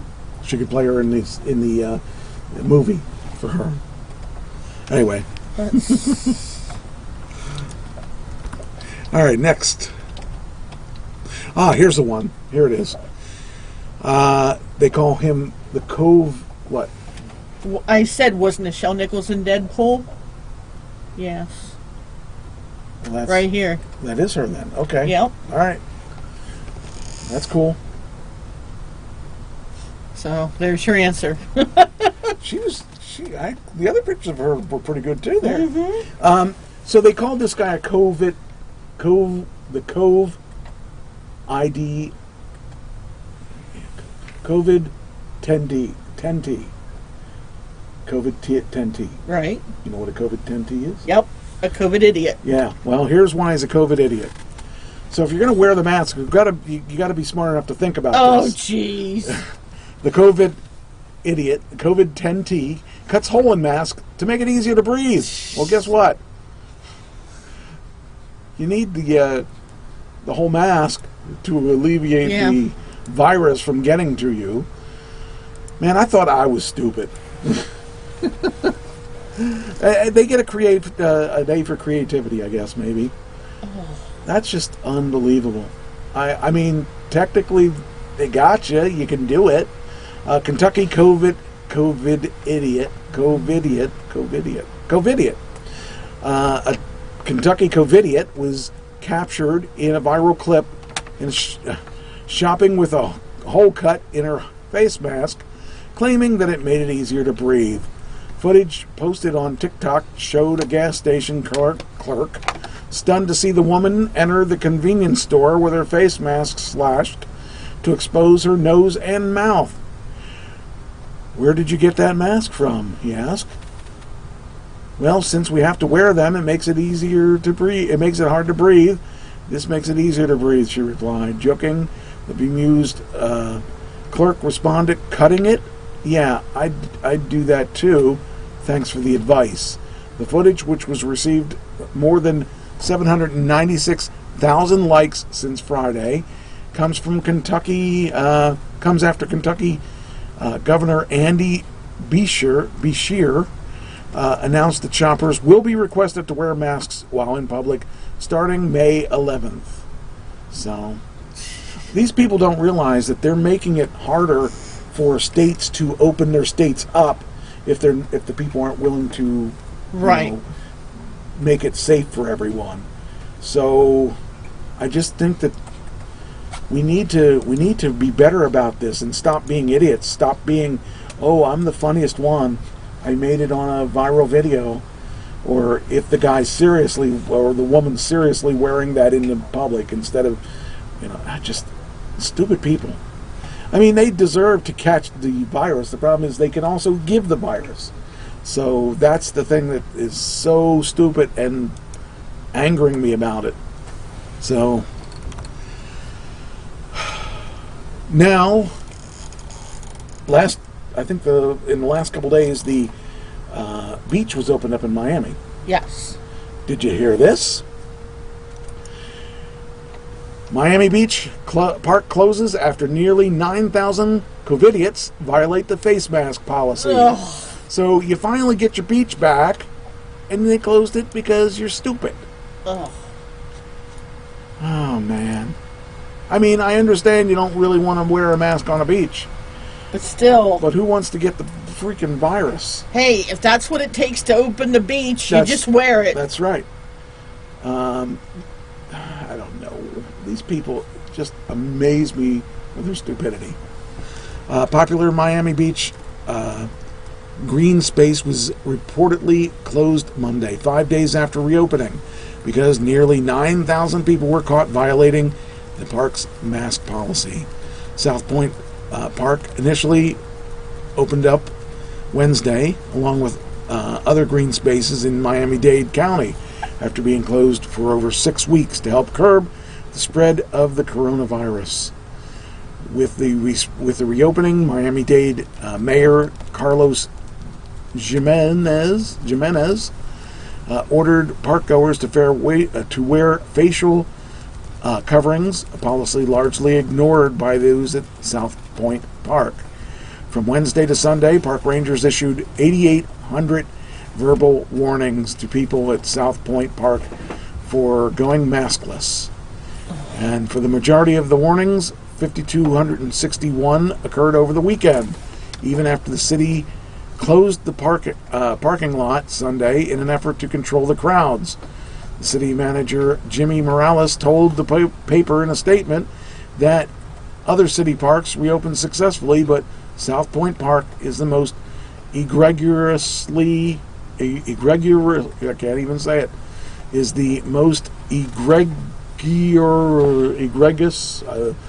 biggest exception. We've had city staff in the park to encourage people to comply, but they were met with hostility and non-compliance. There's no way to be effectively enforcing the social distancing when hundreds of individuals refuse to do so. The best way to protect our residents and our responders is to keep it closed until further notice. See, this is the reason that people were afraid to open up, because there's so many idiots out there that are not going to comply with the rules. And it's only going to take one idiot that's going to spread everything and screw it up for everybody, because everybody says, oh, I won't spread it, it won't be me, and then it'll be them. And you can't say that, because this is something you can't see. Right. It scares me how stupid people are, and it scares me how they all feel like, oh, it won't be me. I would take care. I won't get it. That preacher thought he wasn't going to get it too when he died. Yep. And the one preacher thought, oh, this is no problem. God will take care of us. As 90 of his parishioners got the disease that day, from that day. Oh, man, these people. Unbelievable. This is another one. Texas Park Ranger pushed into the lake while trying to enforce social distance regulations. Do you watch Schooled, right? I have. Does this look like anybody on Schooled? Oh, jeez. Kind of looks like what's his name? Yeah. The one teacher. Just kind of funny. Anyway, yeah, this guy was just trying to do his job. The park ranger was pushed into a lake while trying to enforce a social distancing regulation in Austin. The plunge was caught on camera while at Lake Austin on Thursday, with a clip beginning as the ranger seemingly politely asks a group of parkgoers to disperse and keep 6 feet apart to help stop the spread of the coronavirus. Then a shirtless man, identified by police as Brandon Hicks, can be seen running up and shoving the rangers, sending both into the water. Hicks is allegedly recorded jumping out and running off into the distance. Hicks was arrested and facing charges of attempted assault on a public servant. I'm sure he was just trying to be funny in front of his friends, but that's going to cost him some money, I think. So, I don't know what to think. I mean, in one hand, it is actually funny, but I know. I believe that we should we should not be funny in front of the police or the officials. All right. Well, I think I am going to scoot out of here. All right. So.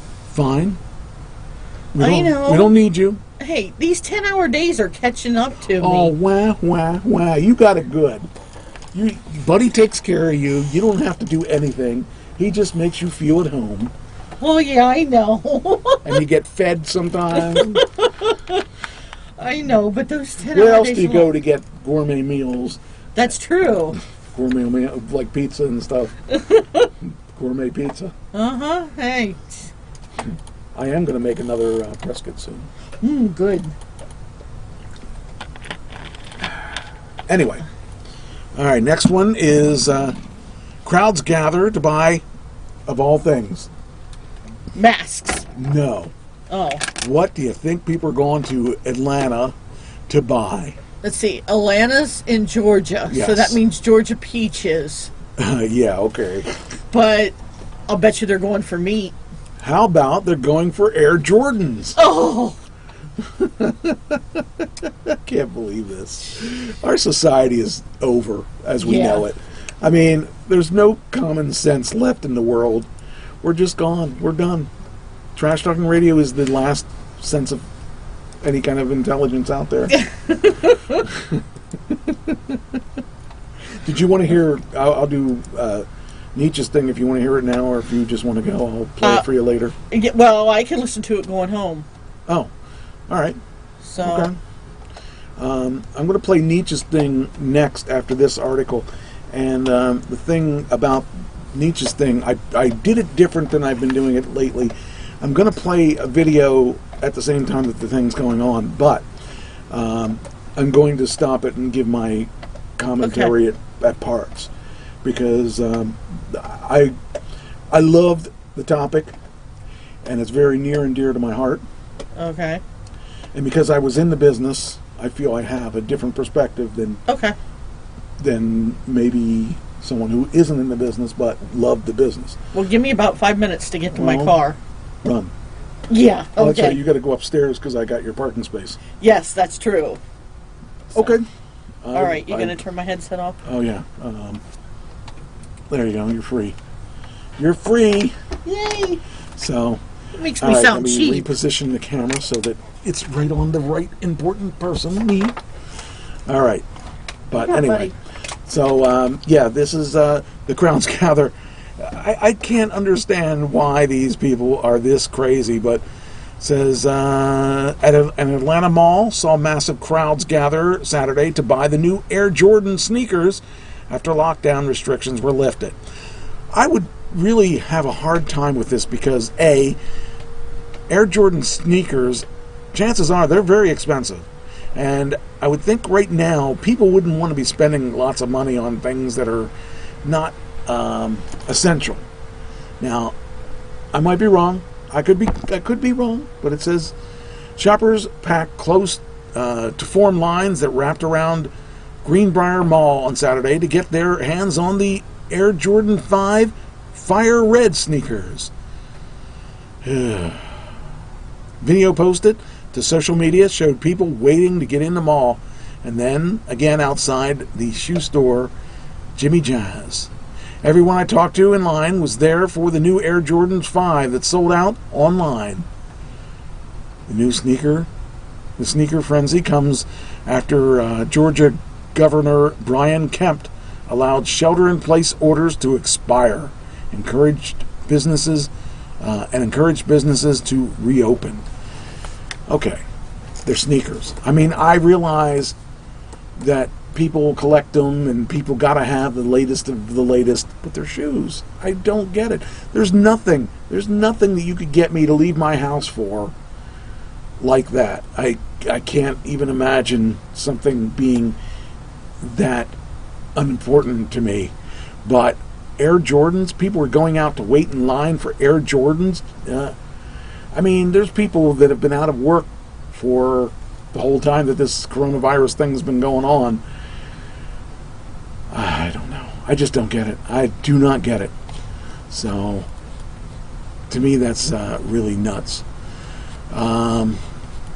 But hey, I guess there's something for everybody. I just don't get it. All right. Okay. I got two interesting things that I want to play.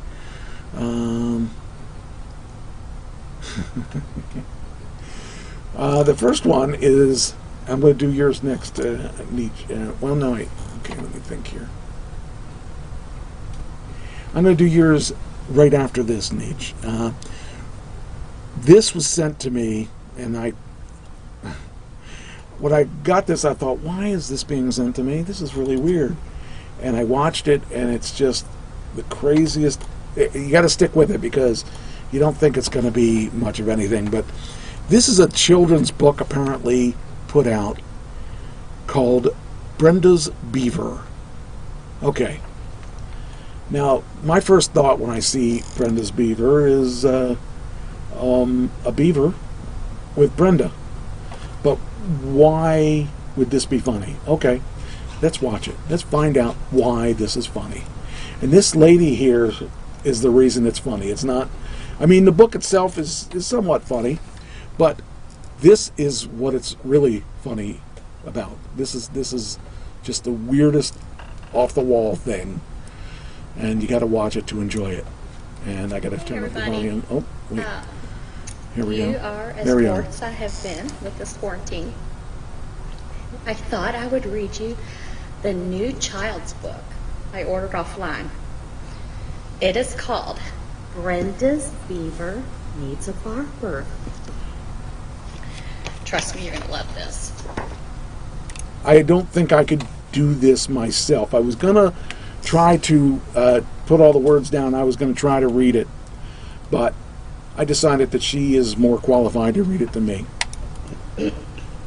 Brenda has a beaver, and she's ready to confess. As soft and sweet as it may seem, her beaver is a mess.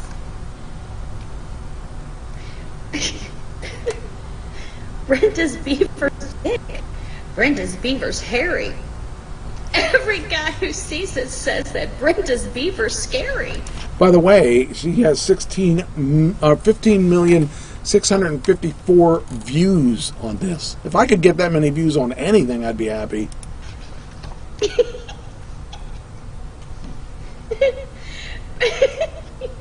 Brenda took her beaver for a swim down at the lake. By the looks that she received, she figured that was a mistake. She reminds me of the Wookiee stuffed lady. that furry mound into a swimming suit. It stuck out all around. It was anything but cute. I don't know if I've ever seen a beaver wearing a bathing suit like that, and it's topless. This is great. Some who saw it laughed. Others were just stunned.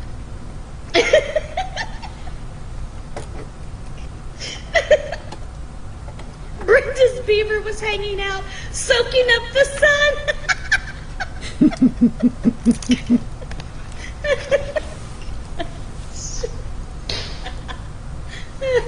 Her friends could not believe her. They said, "We need to talk." They covered up her beaver and they took her for a walk. "Brenda, dear, listen here. We want to help you out. Your beaver needs a makeover. It needs it now."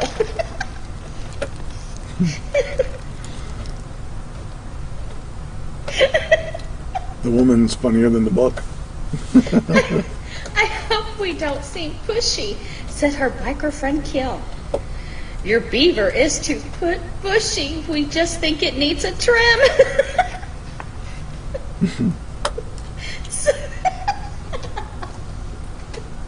Savannah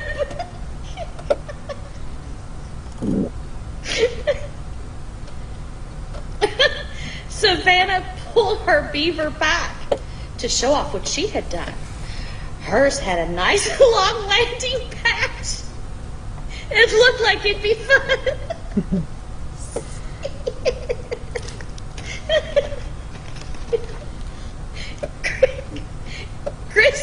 Chrissy's beaver is quite rare. It could be worth $1 million.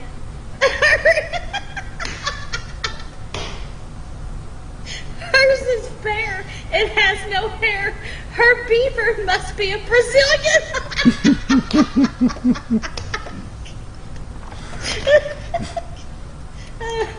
I swear I have not been drinking yet. Catherine let her beaver loose. She said there's nothing to it.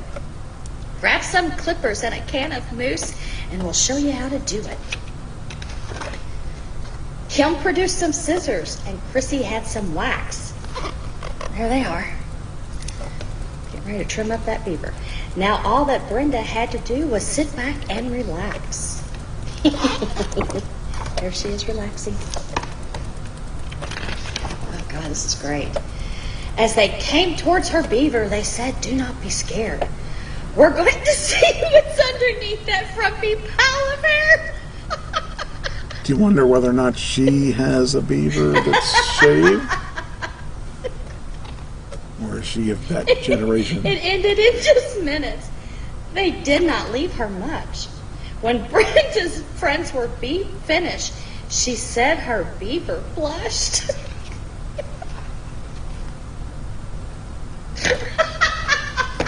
I think she just snorted there. Her beaver was so tiny. They could not believe their eyes. It was smooth and it was shiny. It was hard to recognize. That's the way it is with those beavers. They're out of control.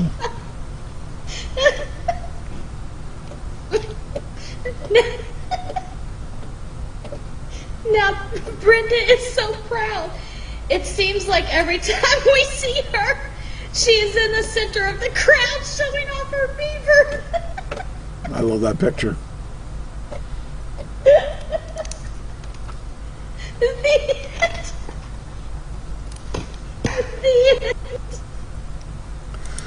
I found that funny, and I've seen that before. All right, guys. Whoops, that's it. Stop. I hope you enjoyed that as much as I did. I just think that was just beyond beyond anything else. I may end up closing my show with that. That may be a good thing to close the show with. All right, now this is the niche thing. So this week has this last week was the new Dark Side of the Ring, and every week they've been really winners. They've all been really, really well done and well produced, and so I think that actually the host of this has been Chris Jericho, I think, every week. And I wonder how much he has to do with this, or how much he has to do with these, or if he's just a hired hand. But I noticed he was on the Benoit one, and he was, I've actually noticed, I believe he's been the guy every week. And you don't even know it. I mean, he just is in the background introducing the segments and all that stuff. So I really found that it was a pretty good.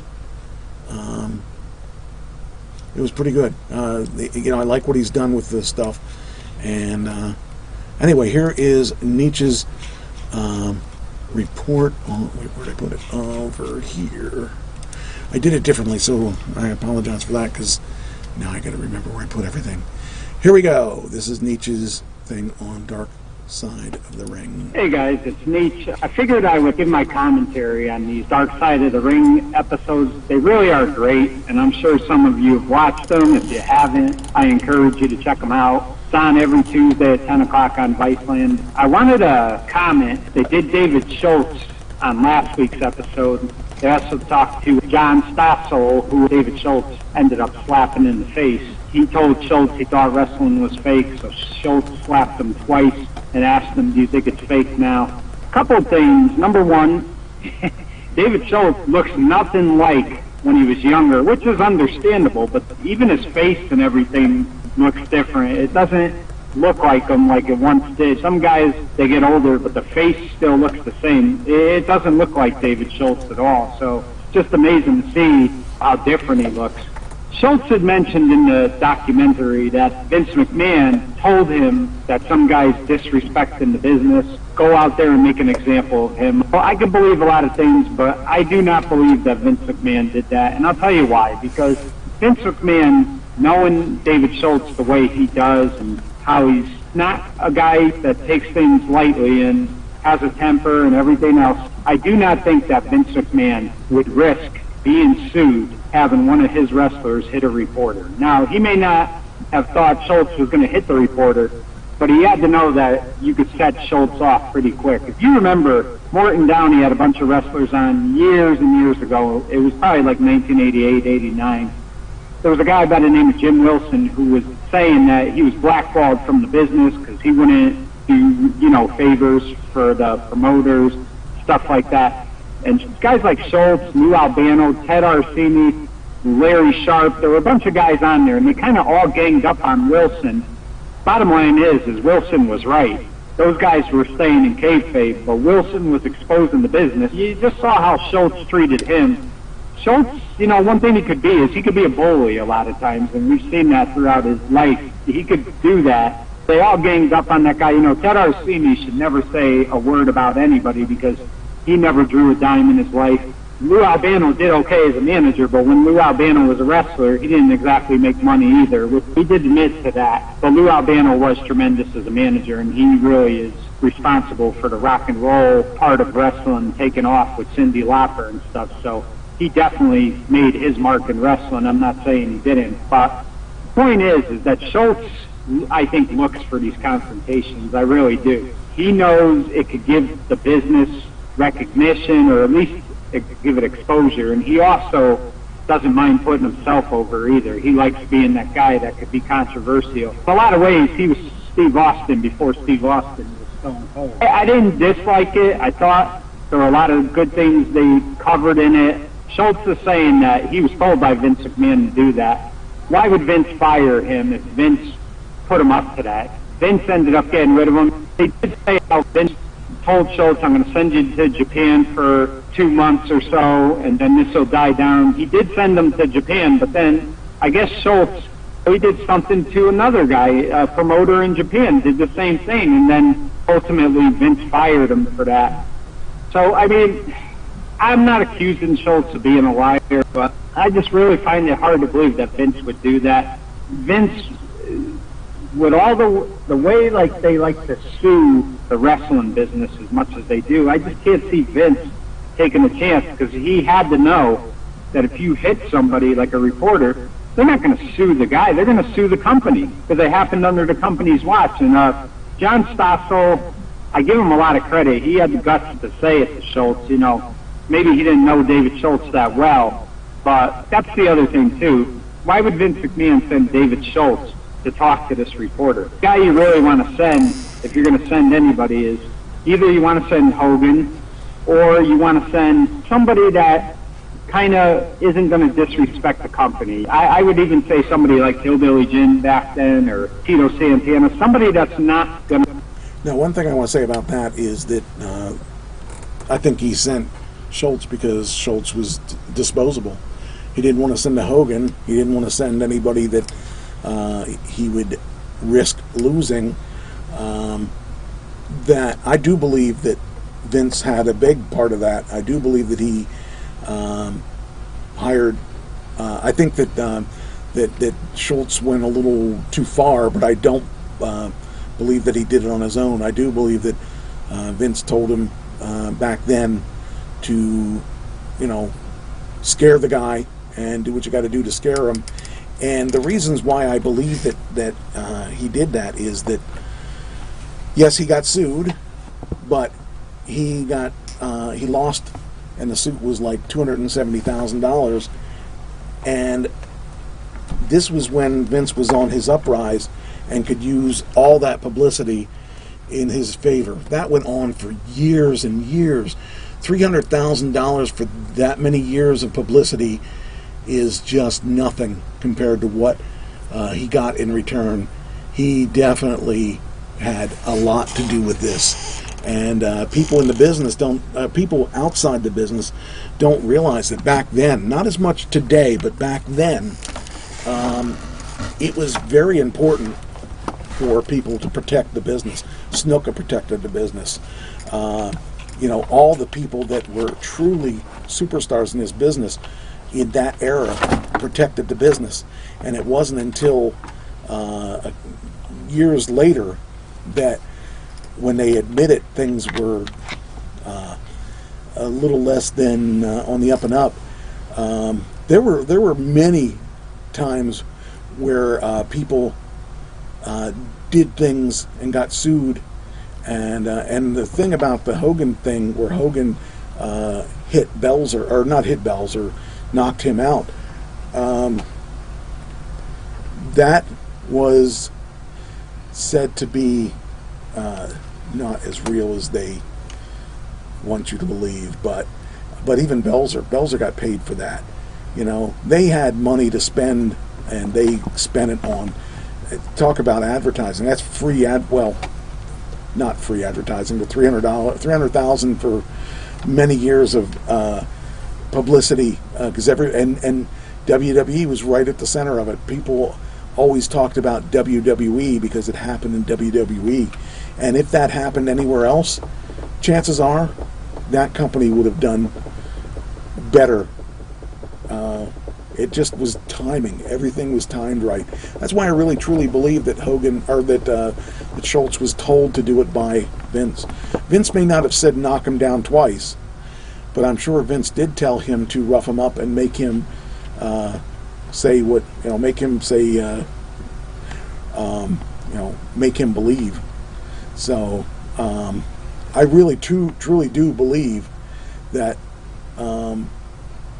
it was what we saw. It was that Vince had a big hand in that, and he hoped that it would go away by sending him to Japan. And it just he couldn't figure out. I think his lawyers said to him, "You're going to have to dump him." So I really think that there is a little bit of truth to what Schultz is saying. I think that Schultz, what he said about everybody turning their back on him is true. And I think you've got to take both sides, and you're going to find truth on both sides. And actually, the truth is probably what on both sides. And if you take, both sides are probably lying a little bit and probably telling the truth a little bit, and you take both sides and you'll find the truth in the middle somewhere. I think it was funny with the family that they aren't his family, and he's supposed to be this mean dad, and you look at the kid and he's smiling the whole time. And it wasn't any of his kids or anything, and they sent parental, or what do you call it, the child youth and services after him, and it was just all acting and all that, because Schultz was just that good. He just had you would believe what he's doing, and that's a sign of the perfect heel. He knew how to manipulate you and make you believe whatever you were supposed to believe, just like Vince McMahon does. Vince does that every day. Everyone wants to believe everything they tell you. So I really think that the truth of the matter is that Vince probably did tell him to attack John Stossel, and he paid $300,000 and got years and years of that, because it took him a couple years to get that settlement. So that whole time he was riding the wave and publicity and all that stuff. So I really do believe that Vince knew everything that was going to happen with that. Like, take it too far. You have to know, if you send somebody like David Schultz, I'll even say Jesse Ventura, they are going to not react good. Rowdy Piper would have done the same thing. It wouldn't shock me if Piper told Schultz to go hit that guy, because Piper was a big mark. He did not want to. He really believed the business was real, and he knew it was fake. He didn't want anybody. Yeah, see, that's another one. Piper was another one that they were old school, and back then, most of the guys working were old school. Most of those guys were protecting the business, because that's what they were taught to do. They were told to respect the business. If you notice the old schools, you can tell when they're old school. If you watch someone walk into the ring. If they walk into the ring and they wipe their feet on the outside of the mat, they're old school. They're really old school, because that's what they were taught to do. And you don't see people do that today, not a lot of people. But Hogan was truly taught that way as well, and it just happened that he caught the right wave and became the biggest thing ever in sports entertainment. Telling him that. As you remember, he wouldn't even let anybody pin him.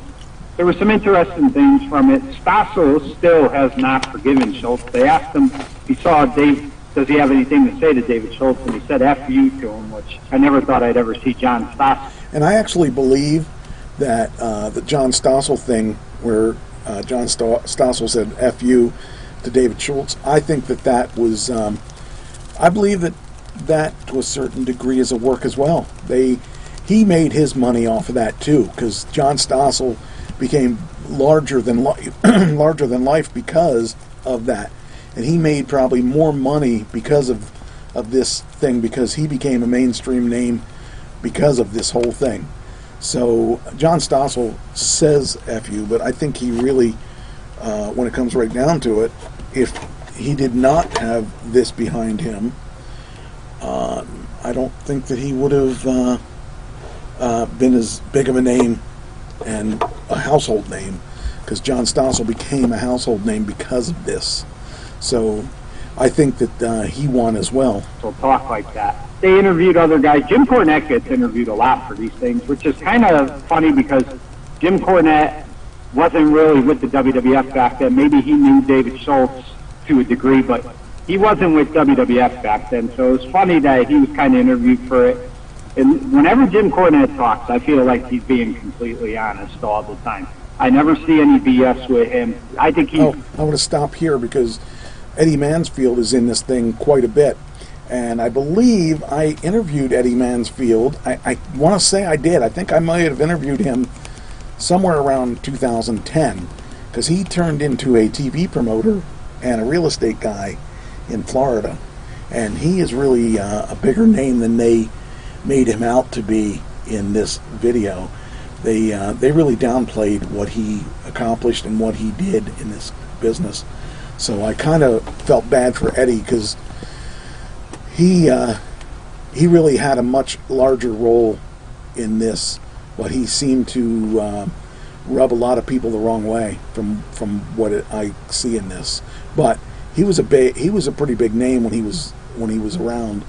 And if you were in the South, you probably knew him. In the North, you didn't know him as well. But, he did his part in this as well. And like I said, he is a television producer, I believe, right now. So he's actually a friend of mine on Facebook. So I found that interesting. Great for these things, because he does tell the truth. Here's a guy who basically told his wife that if Vince Russo dies before Jim Cornette could be in a nursing home. He gave his wife instructions that you better wheel me to the cemetery so he could piss on Vince Russo's grave. And if you don't, I'm taking you out of the will. So Cornette doesn't pull any punches. Cornette is really, truly a historian. He started in the business as a photographer and a historian, and he got into the business a lot deeper than he ever really imagined he would be in the business. And he's become... he's a knowledgeable guy and a really smart guy, and he's done it pretty much all. He's worked for every major company out there, and he's paid his dues. That guy really, I really admire him, and I would love to get a chance to interview him, because I've talked to him a couple times, and I thought I had an interview with him, and somehow he sidestepped it. But the guy is truly a genius in this business, and people don't give him a lot of credit, and he deserves it. It seems like he did very well for himself as a bounty hunter, and I respect him for that. Listen, David Schultz would have really went big in the WWF had he not hit that reporter. I guarantee you he would have had a run with Hogan. I guarantee you he would have probably had a run with even Andre before Andre turned bad. That's how good Schultz was. And I could see Schultz and Piper having a run when Piper turned good. It would have been good business. So Schultz would have definitely been a star in the WWF had he not done that. But in a lot of ways, that ended his career. He could never get back on track because nobody wanted to take a chance on him. They didn't want to touch him because of that John Stossel incident. So I thought it was really good. I for the most part, I just find it hard to believe the part that Vince McMahon told him to do it. I just find that part hard to believe. But you guys might think it's true. You might think that's right up Vince's alley, and it could be. I'm just speculating. These documentaries are good. Some of them are tough to watch. You know, the Dino Bravo one was tough to watch because you saw the pain in his daughter's eyes. And the Dino Bravo one, it was. I remember when they announced that he had died, and I couldn't fathom what would have been the reason behind it, and I enjoyed, well, as much as you can enjoy something like that. I really enjoyed that one a lot because I never really knew the other side, but Dino Bravo ended up being in the mob and stuff like that, and I didn't even know there was a mob in Canada, so it was definitely. Let me see here. I got a question from Deej. He says, "Let me ask you, do you think Vince knew he was gonna fire? Can I read it? Fire the gun? Because Vince looked angry." I don't know the answer to that. I would actually have you on if you would like to call in after this segment, because I would talk to you more about this and these Dark Side of the Ring films if you would like. I love the Dark Side of the Ring. I think that I haven't seen a bad one yet. Every one has been top notch, and when they talk about Bruiser Brody, I think that's going to be coming up. And you hear the controversy behind the Bruiser Brody stuff, you will not believe it. It's just unreal, the stuff that happened during his death. So, and I every one of them I thought was just great. The one on Benoit was really, really, really good. It explained some things I needed to know and I needed to hear, and it talked a lot about Eddie Guerrero, I knew a lot about Eddie, and I just thought that was one of the better ones, and all of them have been great. Things I never even thought of. The Brawl for It All was awesome because a lot of people don't like that one, but that one was awesome because it explained where that even came from, why anybody would want to do something as dangerous as put a true fight on against some of their top stars. And the end result turned out to be a disaster. I liked it because I remember when that came on and I thought, what a horrible thing, and I knew it was real and everything, and it was a horrible thing to have happen, but it's a great story. It's a fantastic story that explains why everything happened the way that it did, because you can't book a real true fight and figure that what's going to happen because there's too many unknowns. But anyway, here's more. You saw what she went through not growing up with him, and that was a very tough one to watch. But the Jimmy Snuka one, to this day, we're never going to know the exact truth, but that one was really, really interesting. The Jimmy Snuka one, I mean, I worked some matches with Jimmy Snuka, and I actually spoke a lot to Jimmy Snuka when we went down to Georgia with him. Well, we didn't go with him, but we met him down there for a show that we did, an autograph signing, and then a show. He needed help with his merchandise because he didn't know the rate of money, and he didn't read and didn't speak English very well. He knew a lot, but he didn't. The basics, the essentials, he didn't, and you wouldn't know that if you didn't know him. So it was.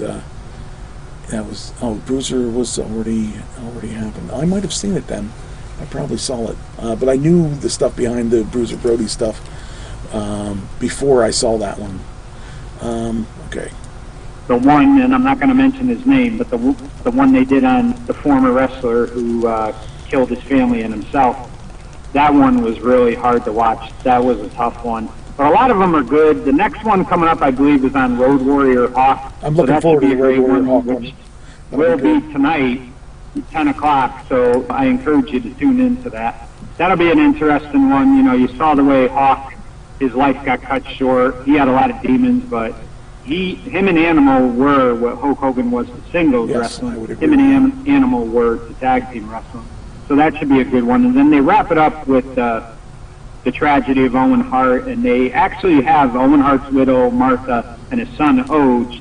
Those two I know for sure are going to be in it, because the guys who produced this said if they weren't able to talk to his widow or his son and stuff, they didn't want to do it because it wouldn't be done right, and I agree. So that should be a very good one, too. It'll be sad, though, too. You know, that death is something that I've never gotten over in the wrestling business. That one always bothered me the most.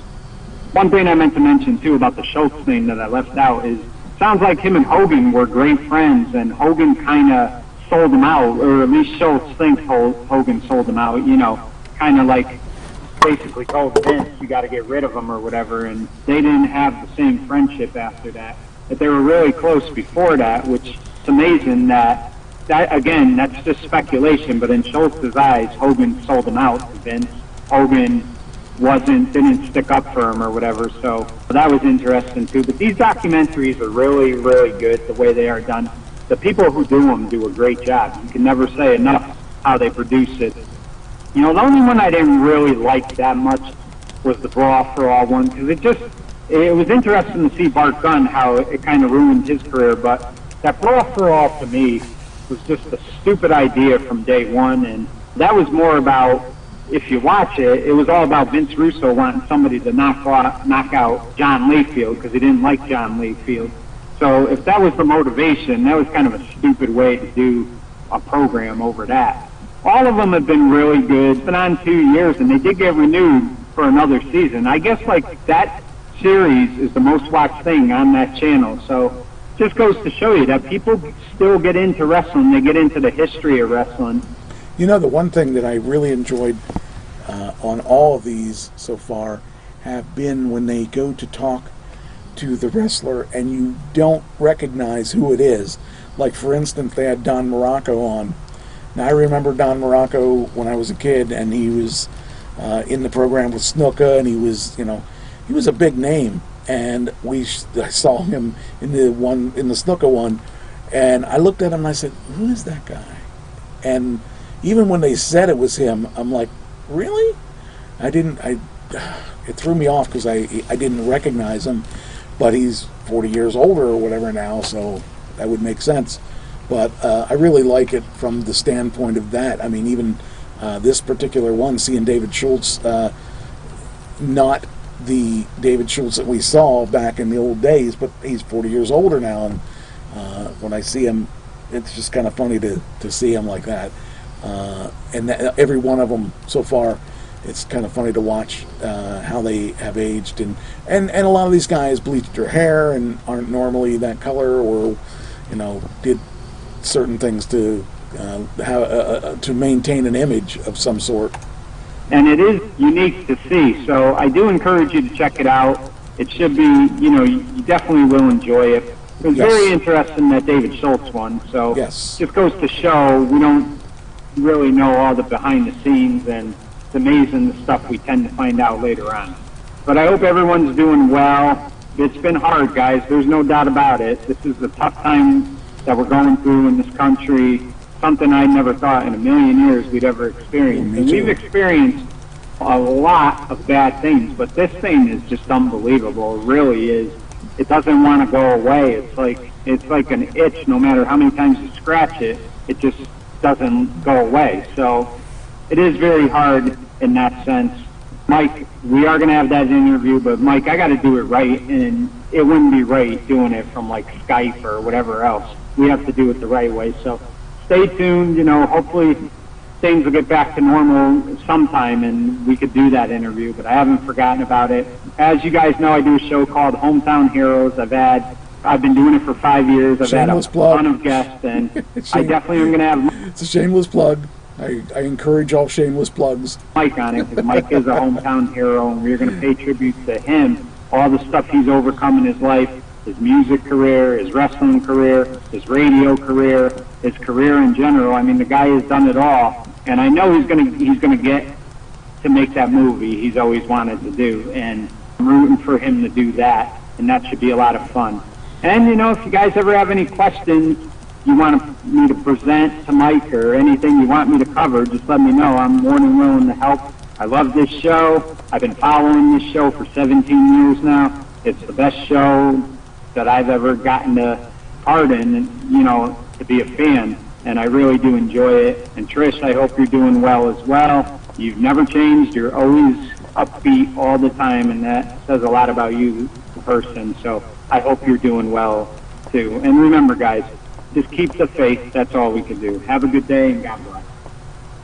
All right, there you go. As usual, another good story, another good report from Nietzsche, and I love when he does those, because it saves me a lot of work, and it's usually a pretty good topic. And wrestling or not, he's always got something interesting that we talk about, and we've talked in person, we've talked email, we've talked IM, and I've never had an issue with a topic with him, and we don't always agree, but we usually can see each other's ideas and all that. So I really appreciate him, because he's been a good supporter of the show, and I wish we had more people like him. I like when people contribute, because it saves me some work.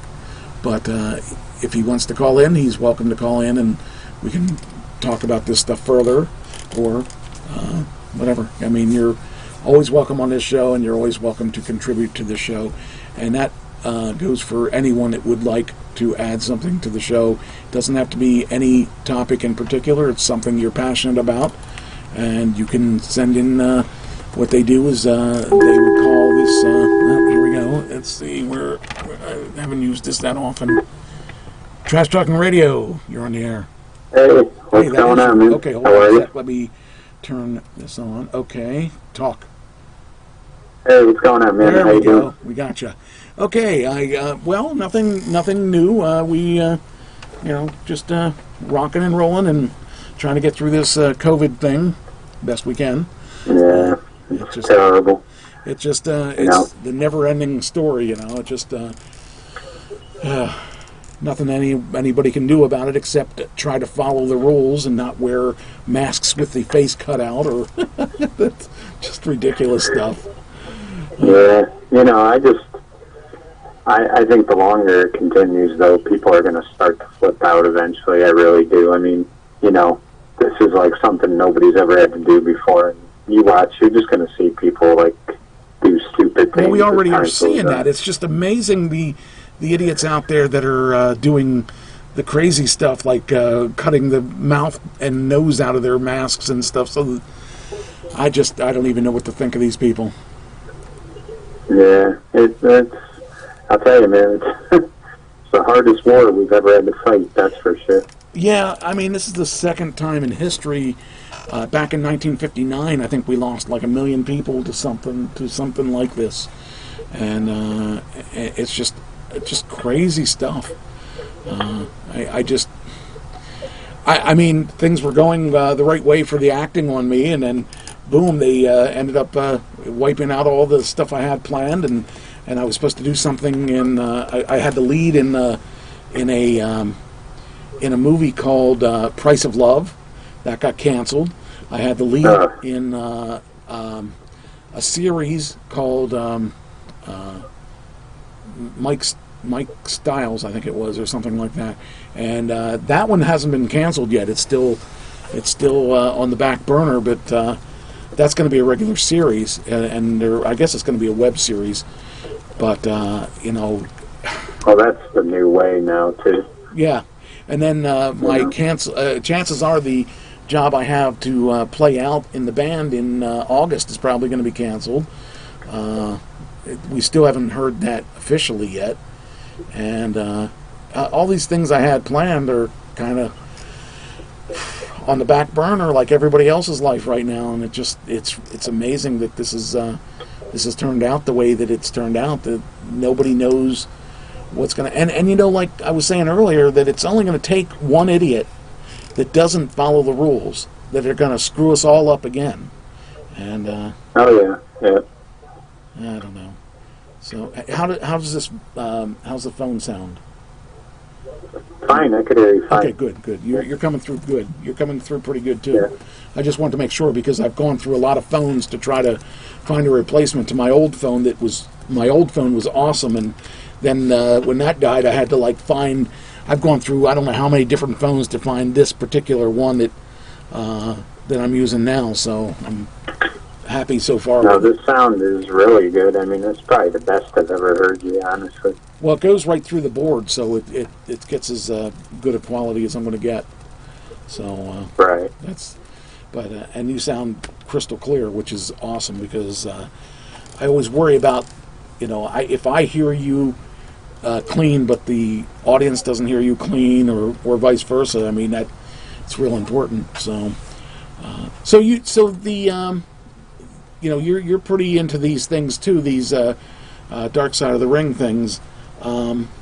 Which one do you think you like best out of all the ones that you've seen? I mean, the Bruiser Brody one was really good. It really was. What I really liked that they do a great job with is, now, with the exception of Vince, I didn't think that guy looked like Vince at all, but all the actors that get to play these guys, yes. They look like them, which is a great job by them. I mean, that to me is really, what makes it even that much better is just seeing how much those guys look alike. Yes. Yeah, that definitely, I find them really enjoyable and really, I learn a lot of things about what I thought I knew before. And it's nice to know what a lot of the stuff Meltzer said before, and he's pretty accurate on the stuff that he talks about. So. Yeah.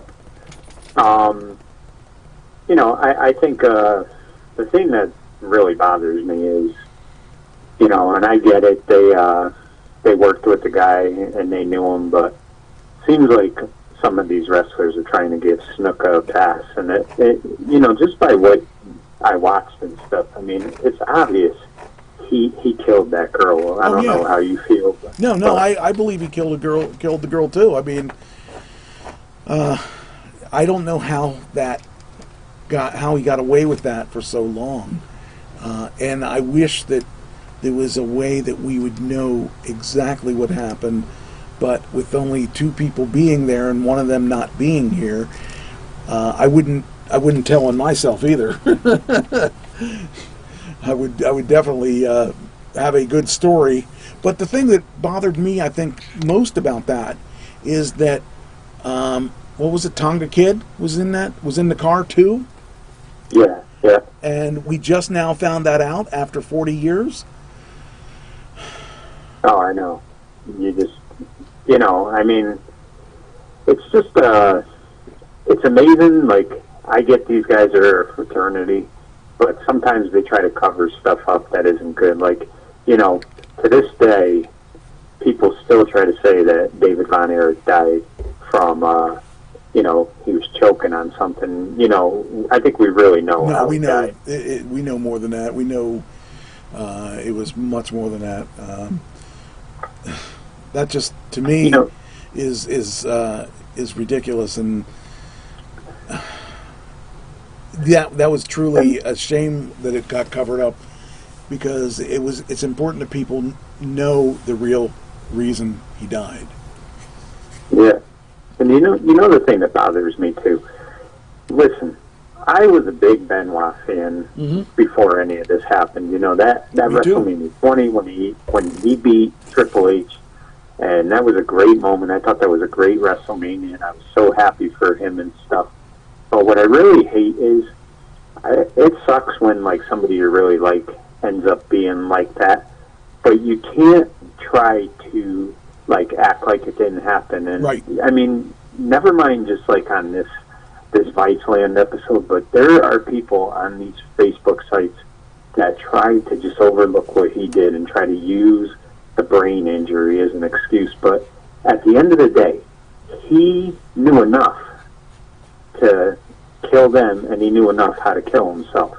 So he knew enough of what he was doing that day. Yeah. You know what I'm saying? Yeah, there's to me the problem is that that there's no right way, and I mean we also this isn't a matter you can't of put him in the Hall of Fame. Well, you can't. No, I agree with that. But the thing is, he was sick, and it's no different than someone else who has mental illness. That we give a pass, that doesn't go to jail. He gets to live his life in a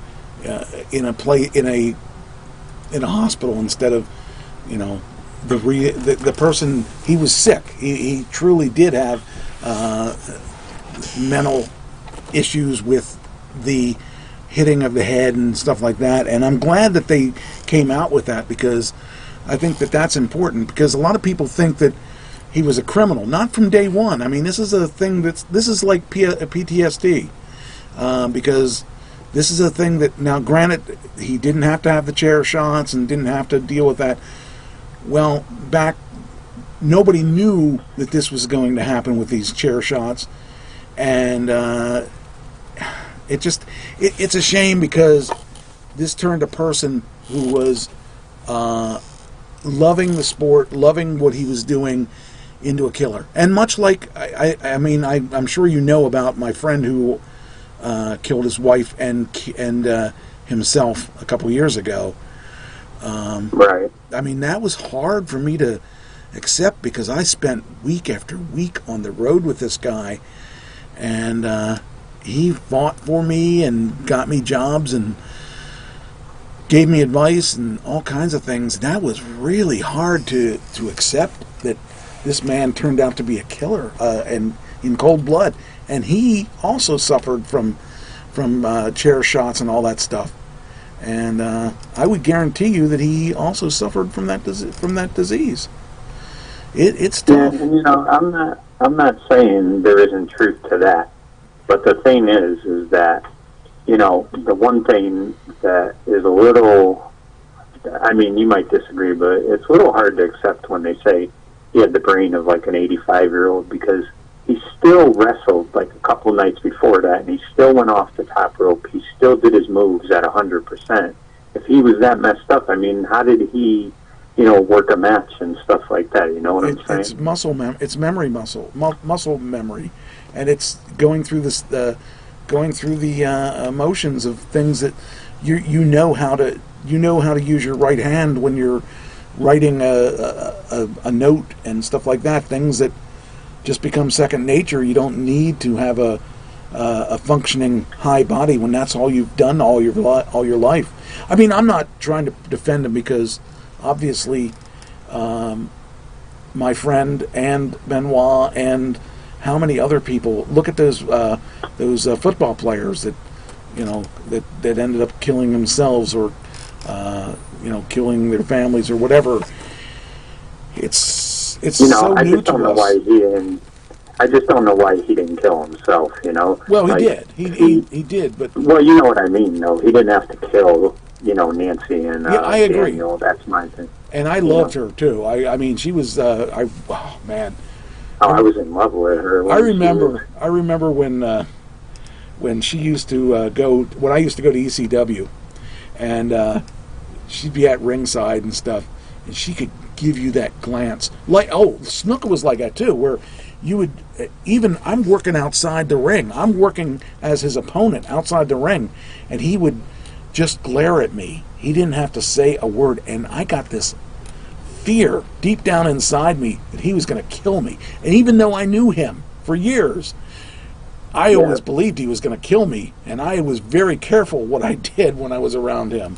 And as weird as it is, but now, thinking maybe he might have killed me too. So I don't know. But it really scared me about Rebel, because he seemed functioning. I mean, I knew him for years and years, and I knew he and his wife fought all the time. I mean, I didn't think that they fought physically. Well, he was on the show too, wasn't he? Yes, he ran my show the one week I wasn't here. He actually ran the show. And I knew that they had fought a lot, but I never thought there was a physical confrontation with them. And he always gave me the impression that he respected her and he would never touch her. And so that was really hard for me to accept because I've known him for so long. And you know, like they had more than one wrestling license. They had 2 wrestling licenses. So he could make money renting his license out to one promoter, and she would make money renting the license out to another promoter. They weren't hurting for money, I guarantee you that, because they were getting over $500 per night just to rent the license. So they were doing okay.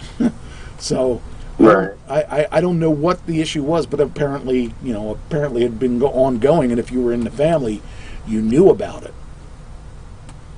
You know, well, it's fresh in my mind. It's actually, tonight is the one about Herb Abrams. It's not about Road Warrior Hawk. Remember Herb Abrams? Yeah. Herb Abrams. You know, it's funny because it was, I remember when that whole promotion was together, I was like, wow, this is interesting watching this guy put this promotion together. He had all these great wrestlers, but boy, they were horrible matches, and they were just unbelievably badly written, and he thought he was going to be the next Vince, and I said, there's no way this guy's going to be the next Vince. He was just throwing his money away. But I loved watching it because it was so campy. And when he died, or when the promotion died, I wasn't real surprised. It was really horrible, but it was so bad that it was good. I guess I could say it that way. Well, you know what's remarkable if you think about it? Any wrestler you see, and, you know, no doubt WCW had a good run, but these guys never performed in the ring like they did when they worked for Vince. You could take whoever it might be, you know, I'll just use a guy, he wasn't that good of a wrestler. Well, I shouldn't say that, but he wasn't really like a guy that fans bought into, Boris Zukov. When he worked for Vince, right, he, you know, knew how to, like, make the other wrestler look good and put on good moves and stuff like that. But then when he was, like, worked for Vern, and when he worked for Abrams, like, he went back to just, like, you know, going through the motions. Like, it's almost like Vince gets on these guys to put on the best show possible because they always seem to perform their best when they're with him. Yeah, he is the guy that, I mean, he was, what, 3rd generation? And he went in there knowing what he was doing ahead of time better than any of these guys. And without a doubt, there's reasons where he's at where he's at. You know, I really appreciate what he's done for the business. Yeah, I mean, you know, there's things I disagree about him, but I'll tell you what, he put on the best product. Yes. I mean, well, I kind of disagree on certain things, but I agree with you overall. Yes. Well, as far as, like, you know, pay-per-views and stuff, he knew how to make it a spectacle. He knew how to make it, like, larger than life. Now, you know, I think the NWA fan in the 80s preferred the NWA because it wasn't cartoonish and it looked like a real wrestling match. Correct. But as far as, like, him putting on that, like, production, you know, showman, you know, he was, there was nobody that could rival him when it came to that. He had great production values, and he looked at it from a bigger picture and was smart about how he wanted to produce it. However, you know, the guy went bankrupt a couple times before he ever made it. Yeah, well, you know, I think you have to fail before you succeed, you know. Yeah. 'Cause you have to be willing to fail. And you have to be willing to take chances, which he was the only promoter that was willing to take that step. Although, I will tell you, he almost was late to the game because the Von Erichs were ready to take that step too. And it was a race to see who was going to be there first. So, well, I always say, you know, if those boys didn't have the problems they did, that business would have still been there because Fritz knew how to put on a good program. But he knew how to push his children to death. A lot of those kids didn't want to be in wrestling, and it's interesting how that story turned out. Actually, I was surprised that Kerry Von Erich let his kids get into wrestling. So his kids are apparently pretty good. Well, Kevin, Kerry's kids were too young when he died. Yeah, that's what I mean. Kevin. Yeah. Kevin, yeah. I'm sorry if I said Kerry, I meant Kevin. Yeah. Yeah. Well, Kevin out of all of them, and the funny thing is, when you hear a lot of guys comment about the Von Erichs, Kerry is the guy they really love, and Kevin was kind of the guy they would always refer to him as being brain dead and stuff. But he's the one who's actually been able to survive the business. That's and correct. He's actually made a life for himself. He ended up selling the Von Erich library too, and made a little money off that too. So yeah, but those three were like David, Kerry, and Kevin. No disrespect to Mike and Chris, they didn't really have the talent, but those three, like David Von Erich, if he didn't die, I think he would have had a run with Flair. I really he did. He did have runs with Flair. He was supposed to be the champion, and the problem is he had all kinds of other issues that took it away from him. So yeah, what a shame. I mean, there's a lot of guys that in that generation that are no longer with us, and that's such a that's my generation. That's my age group. Like, I think Gino Hernandez would have made his way to the WWF eventually. Gino was awesome. He was awesome. I loved him. He was. That was those great. guys in Texas as a whole. That Chris promotion Adams, had so many top names.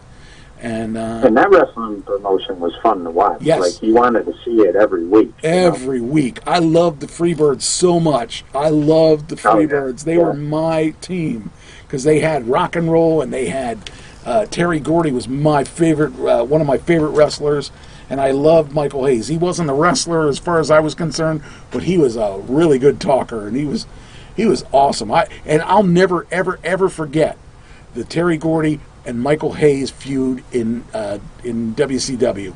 I love that. I love that so much. Oh yeah. That was good. I learned from Michael Hayes. I used some of his things.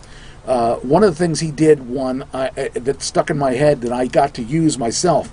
He did a thing where he had a gimmick in his hand, and the referee turned around and he slapped his hand, and he threw the chain to his opponent, slapped his hand, and hit the mat, and was obviously not hit, but the referee turned around, saw the chain in the other guy, and disqualified the guy. I used that. Yeah, I remember that, yeah. Yeah, I used that before, because I just loved that. I thought it was so cool that anybody would do that, but I've used that in wrestling when I wrestled a couple matches. So, well, if you remember, too, I think it was funny because I think Hayes was refereeing. I think it was either Kerry and Flair or it was David and Flair, and it might even been Kevin. But regardless, Hayes was the referee, and then somehow accidentally, Kerry or Kevin got hit or whatever, and then like Hayes kind of got pissed at one of them, and he turned on him during the match. Like, he was refereeing the match, he was being neutral, and then he got mad, and that really started that whole Freebird Von Erich feud. Oh man, I love that. And that's what I mean, world class. They knew how to build a program. They without forcing it. Yeah, I loved it. Every week I'd be at the TV waiting to see what was going to happen next, and boy, that was when I was about 18. Was a peak of wrestling. It was like I got WCW. What was it? World Class. I got. There was another one in Texas too that I got at the same time. It was another part of Texas.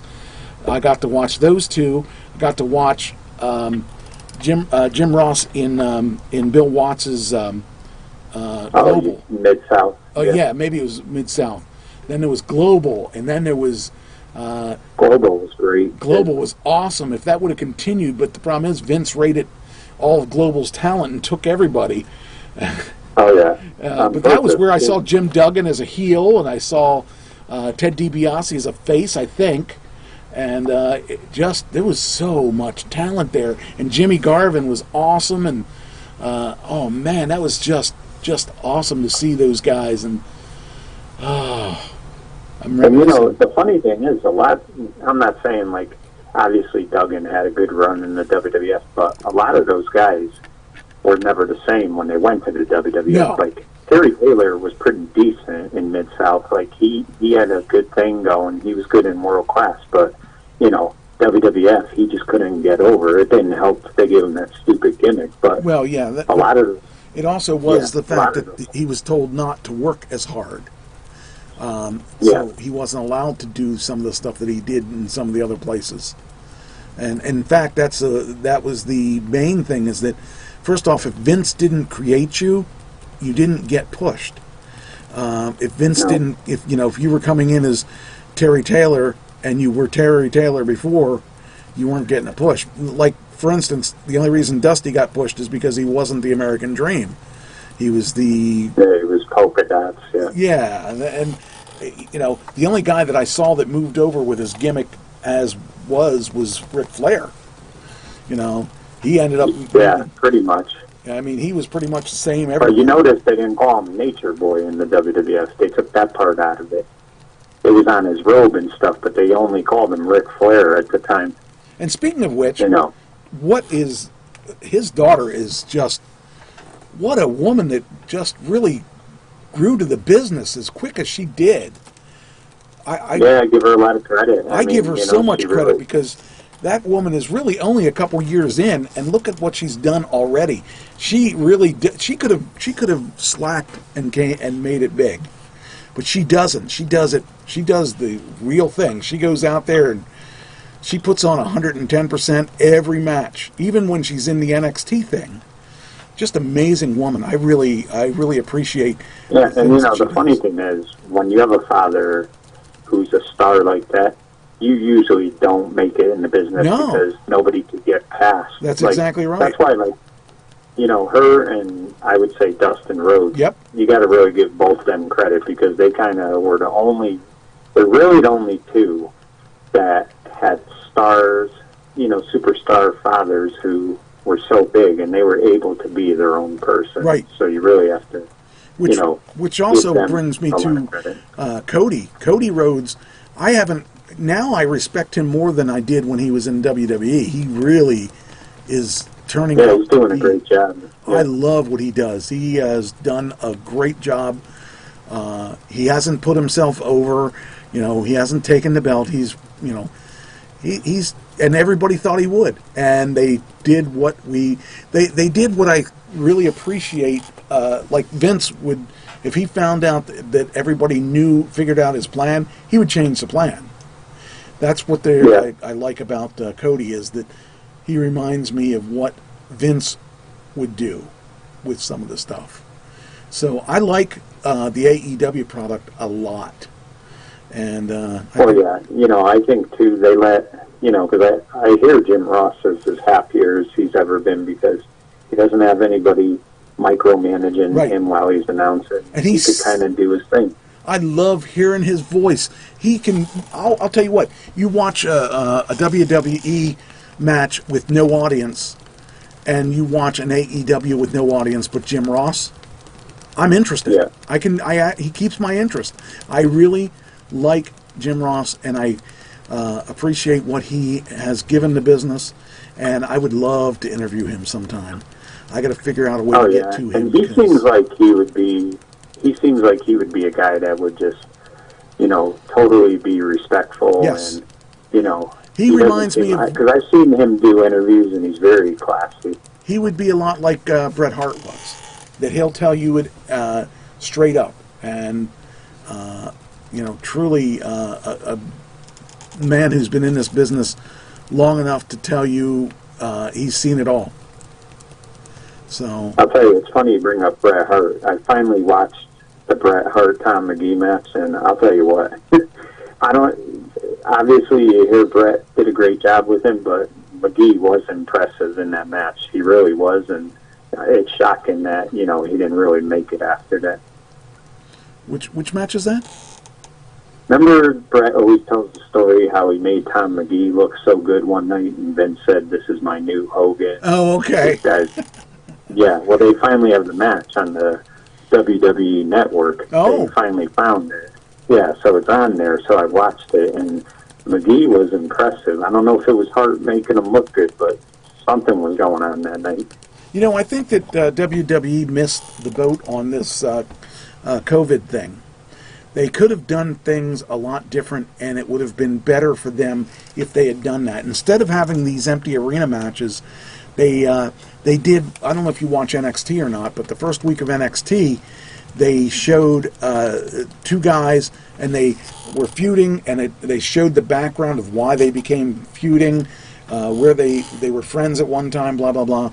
But the thing I liked was they showcased those two and made you care about those two. If they had done that like every week with NXT with different people and showcased a certain feud and how it got to such point, and they have all that stuff on the WWE website, they could really have taken pieces of all that and got people to sign up for WWE website by just doing all the like bits and pieces of different things that are on there and used it to promote the different characters and the different things that they have on their website. I think they missed the boat on that. Oh, yeah. I mean, I definitely think, you know, the problem is, I mean, you never want to, like, kind of criticize a guy who's had the success McMahon has, but as a fan, a lot of things he does are not what I would want as a fan, you know. That's what I meant to ask you, too. What did you know what I really thought? It was probably the only thing I liked at WrestleMania. I loved the Undertaker thing. Oh, yeah, the Undertaker was good. I liked the Undertaker thing. However, the wrestling needs an audience. You can't have wrestling without an audience. Because we feed, not only do we feed off of it, but the wrestlers feed off of it too. And if they don't have any feedback, they can't determine what's going, whether it's good or not.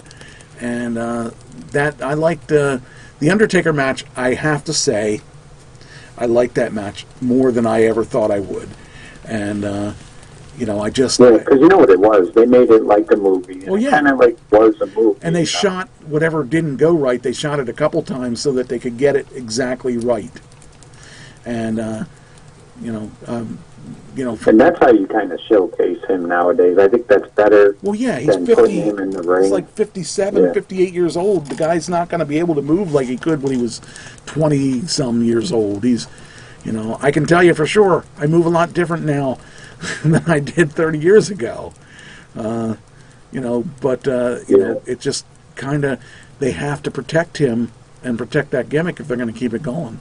And the thing is, the guy doesn't have to wrestle, you know, that often, so it's that makes it a little easier. But still, yeah. I mean, honestly, I really thought he was done after that. Me too. I think what was it, the Brock Lesnar match, and yeah, he still came back, which you know I never understood. Like, what was the point of ending that streak if he was going to keep coming back? Yeah, I have no idea. I have no idea. That was I just don't know what they're going to do now, but. Well, I mean, they need an audience, like you said. It won't work long term without an audience. I can't stand to watch it. It's just, I have it on the background Monday nights while I'm writing a show, and I can't watch any of the other shows because they're horrible. I mean, I watch NXT because I want to watch the new guys and see what they're doing, and I really like Keith Lee. I love Keith Lee. That guy has got some big moves for big guy. So, yeah, without a doubt, he's probably my favorite new guy. And, you know, I can see some neat talent in that. It's funny to watch Casey Katarowski, or whatever her name is, from American Ninja. They don't give her anything, but she does. She is so talented, and she's so small. But if they give her a run of any kind, they could really do some neat things with her because she's so athletic. Some of these people are just, it's fun to watch, but I mean, again, we need an audience. I need an audience to get into that match and stuff, but Well, yeah, because, I mean, the other thing is, too, you can't tell where the character is going without the audience, Right. I mean, Yep. that plays a big part into everything. I mean, that's what I always thought was the beauty of Cena, was loved and hated, which Yes. we had never saw that from anybody before. That was like a first, and Well, he knew how to balance it. First in WWF or WWE, because ECW, that was going on all the time. And, Oh, yeah. That Definitely. and I like the fact that they're giving Heyman, or not Heyman, Heyman. Yeah, Heyman, more control, and that I think has added to my interest level. So. Well, he is a genius, Yes. and he should be used Just more. not a money man. Just not a money man. Don't. Other than that, he's pretty on top of things. Just don't let him spend your money. Yeah, because I'll tell you right now, I mean, he put on a great product with ECW. Yes. I mean, I would watch that in the early days I watched every it. week. I watched it from the very, very beginnings before he was even there, and I loved it from the very, very beginnings because of the nostalgia. And then as Heyman came in, it started getting more and more interesting because he was involved in it, and no doubt that man took it to new heights. And Yeah, I mean, I'm they hoping made careers too. I mean, but every time he gets in charge, Vince takes the thing away from him after a period of time and decides he's going to do it a different way, and it usually ruins the product. So I'm hoping that he doesn't do that again to him, and can show he can show then, yeah, because Vince is talking about wanting to get out, and he might sell to Fox. So yeah, I've heard that too. It's crazy to think that he would finally get out too, because he is pretty much.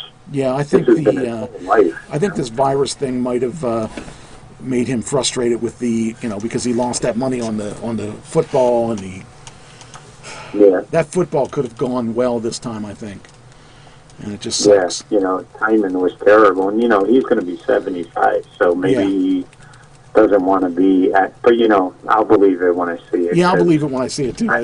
I don't know that I see him ever retiring, but it could be. I mean, we could see that. I mean, honestly, I'm surprised Shane is still around because, for the longest time, Shane, I had always heard, could not work with Vince or Stephanie. They were driving him nuts, and then he came back. So who knows? Who knows? Who knows?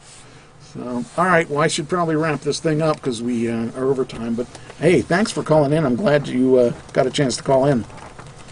Yeah, no problem. It was a lot of fun. Hopefully, sooner than later we'll get that interview done. It'll be a lot of fun, and hopefully this just passes eventually. Yeah, I'd like to see that happen soon because I'm really tired of it. But who knows? Every week it seems like there's never good news yet. That's No. the thing that bothers me. No, there's never good news. I wish there was. I'm so tired of the crap that we're going through, and who knows? I just don't know. So Yeah, well, I honestly think until they get something that they think can control it, whether it's a vaccine or, whatever it is, it's going to be like this until they get something. Right. I'm no doctor, but that just seems to be the general consensus. Yeah, well, I'd like to get my career back online, whatever career I have. But Well, yeah, that really sucks. I mean, you were finally going to be in a movie, and then, hopefully they reinstate that project once everything gets back to normal. I think he will. I think postponing it's fine. I but think canceling it I'm is pretty sure they're extreme. going to do that, and I really am looking forward to the role because it's going to be challenging. It's going to be really good because I don't know if I showed you the trailer or not, but or the audition or not, but no, I saw it. You had me see it. Yeah, and it's it was pretty good. cool.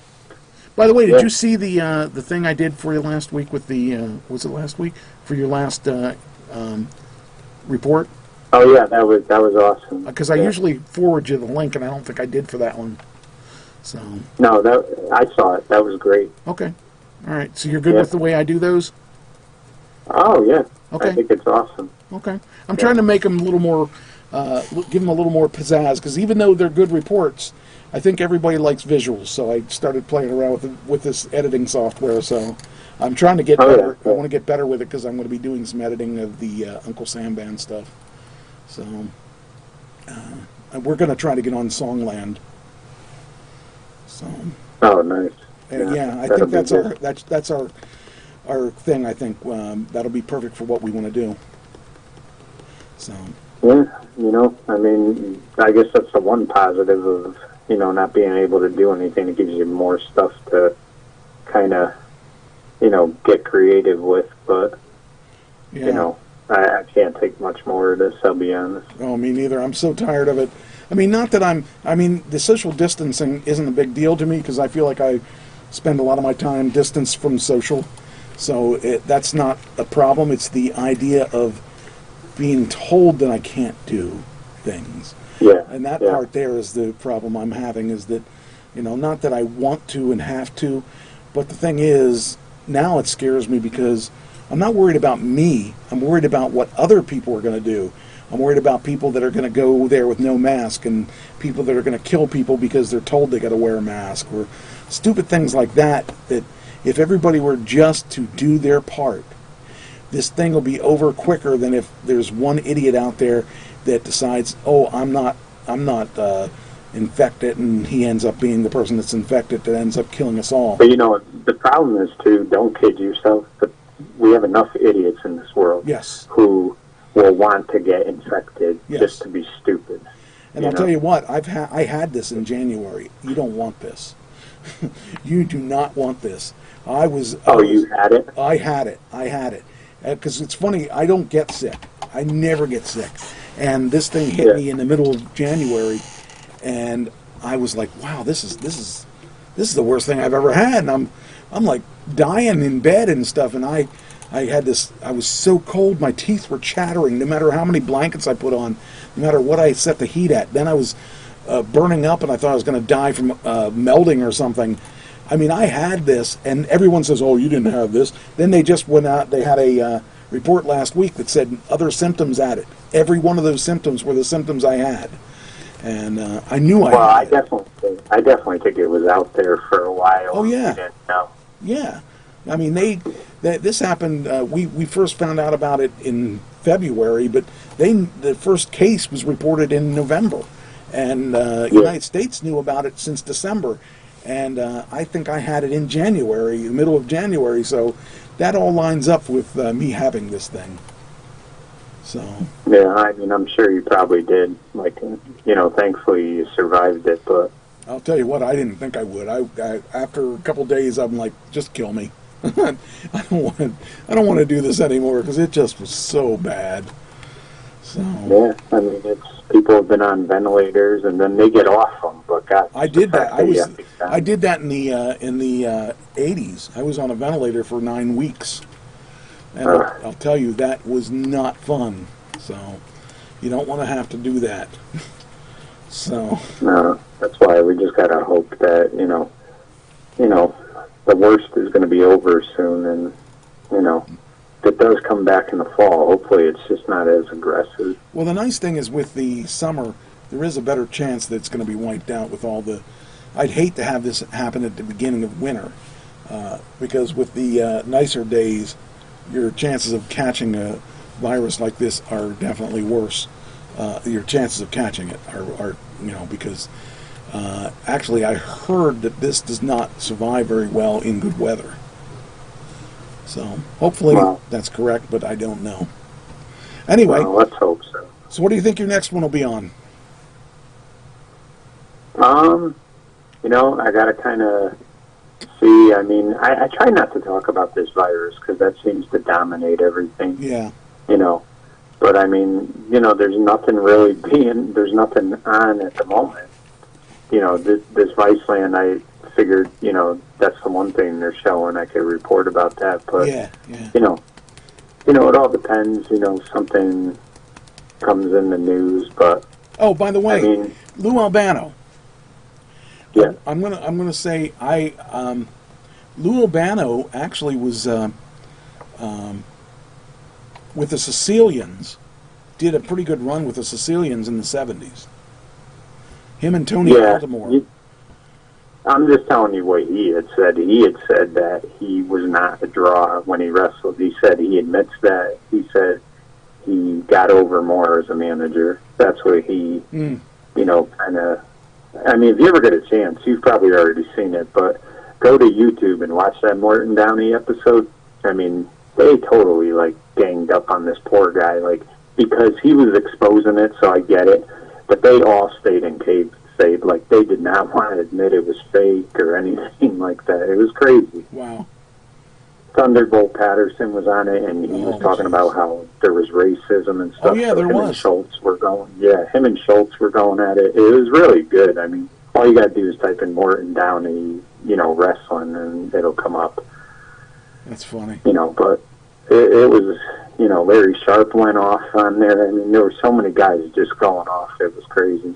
And it's funny, too, like, you could see why Downey got canceled, because at that time, they weren't ready for a guy like that. He would have been fine if he came out in the 90s, but, yeah, you know, that's they weren't ready for him. But I'll tell you what, the whole thing about being gay back then, you know, those guys wouldn't be able to say this stuff today that they were saying. Schultz was, like, pretty much insulting that guy for being, you know, a faggot. You would never get away with that. You know, you can't be saying that stuff nowadays, you know.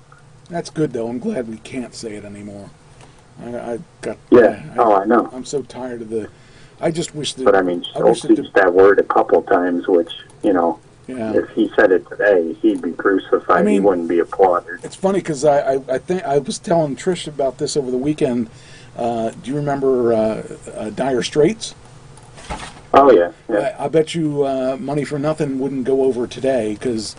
No. Remember, there's the one line, the little faggot with the maggot with the earrings and the makeup. Hey, buddy, that's his own hair. Yeah. I don't think that would go over real well. The reason I know that is because I used to do that song. Well, they were a good band. I liked them a lot, you know. Yeah.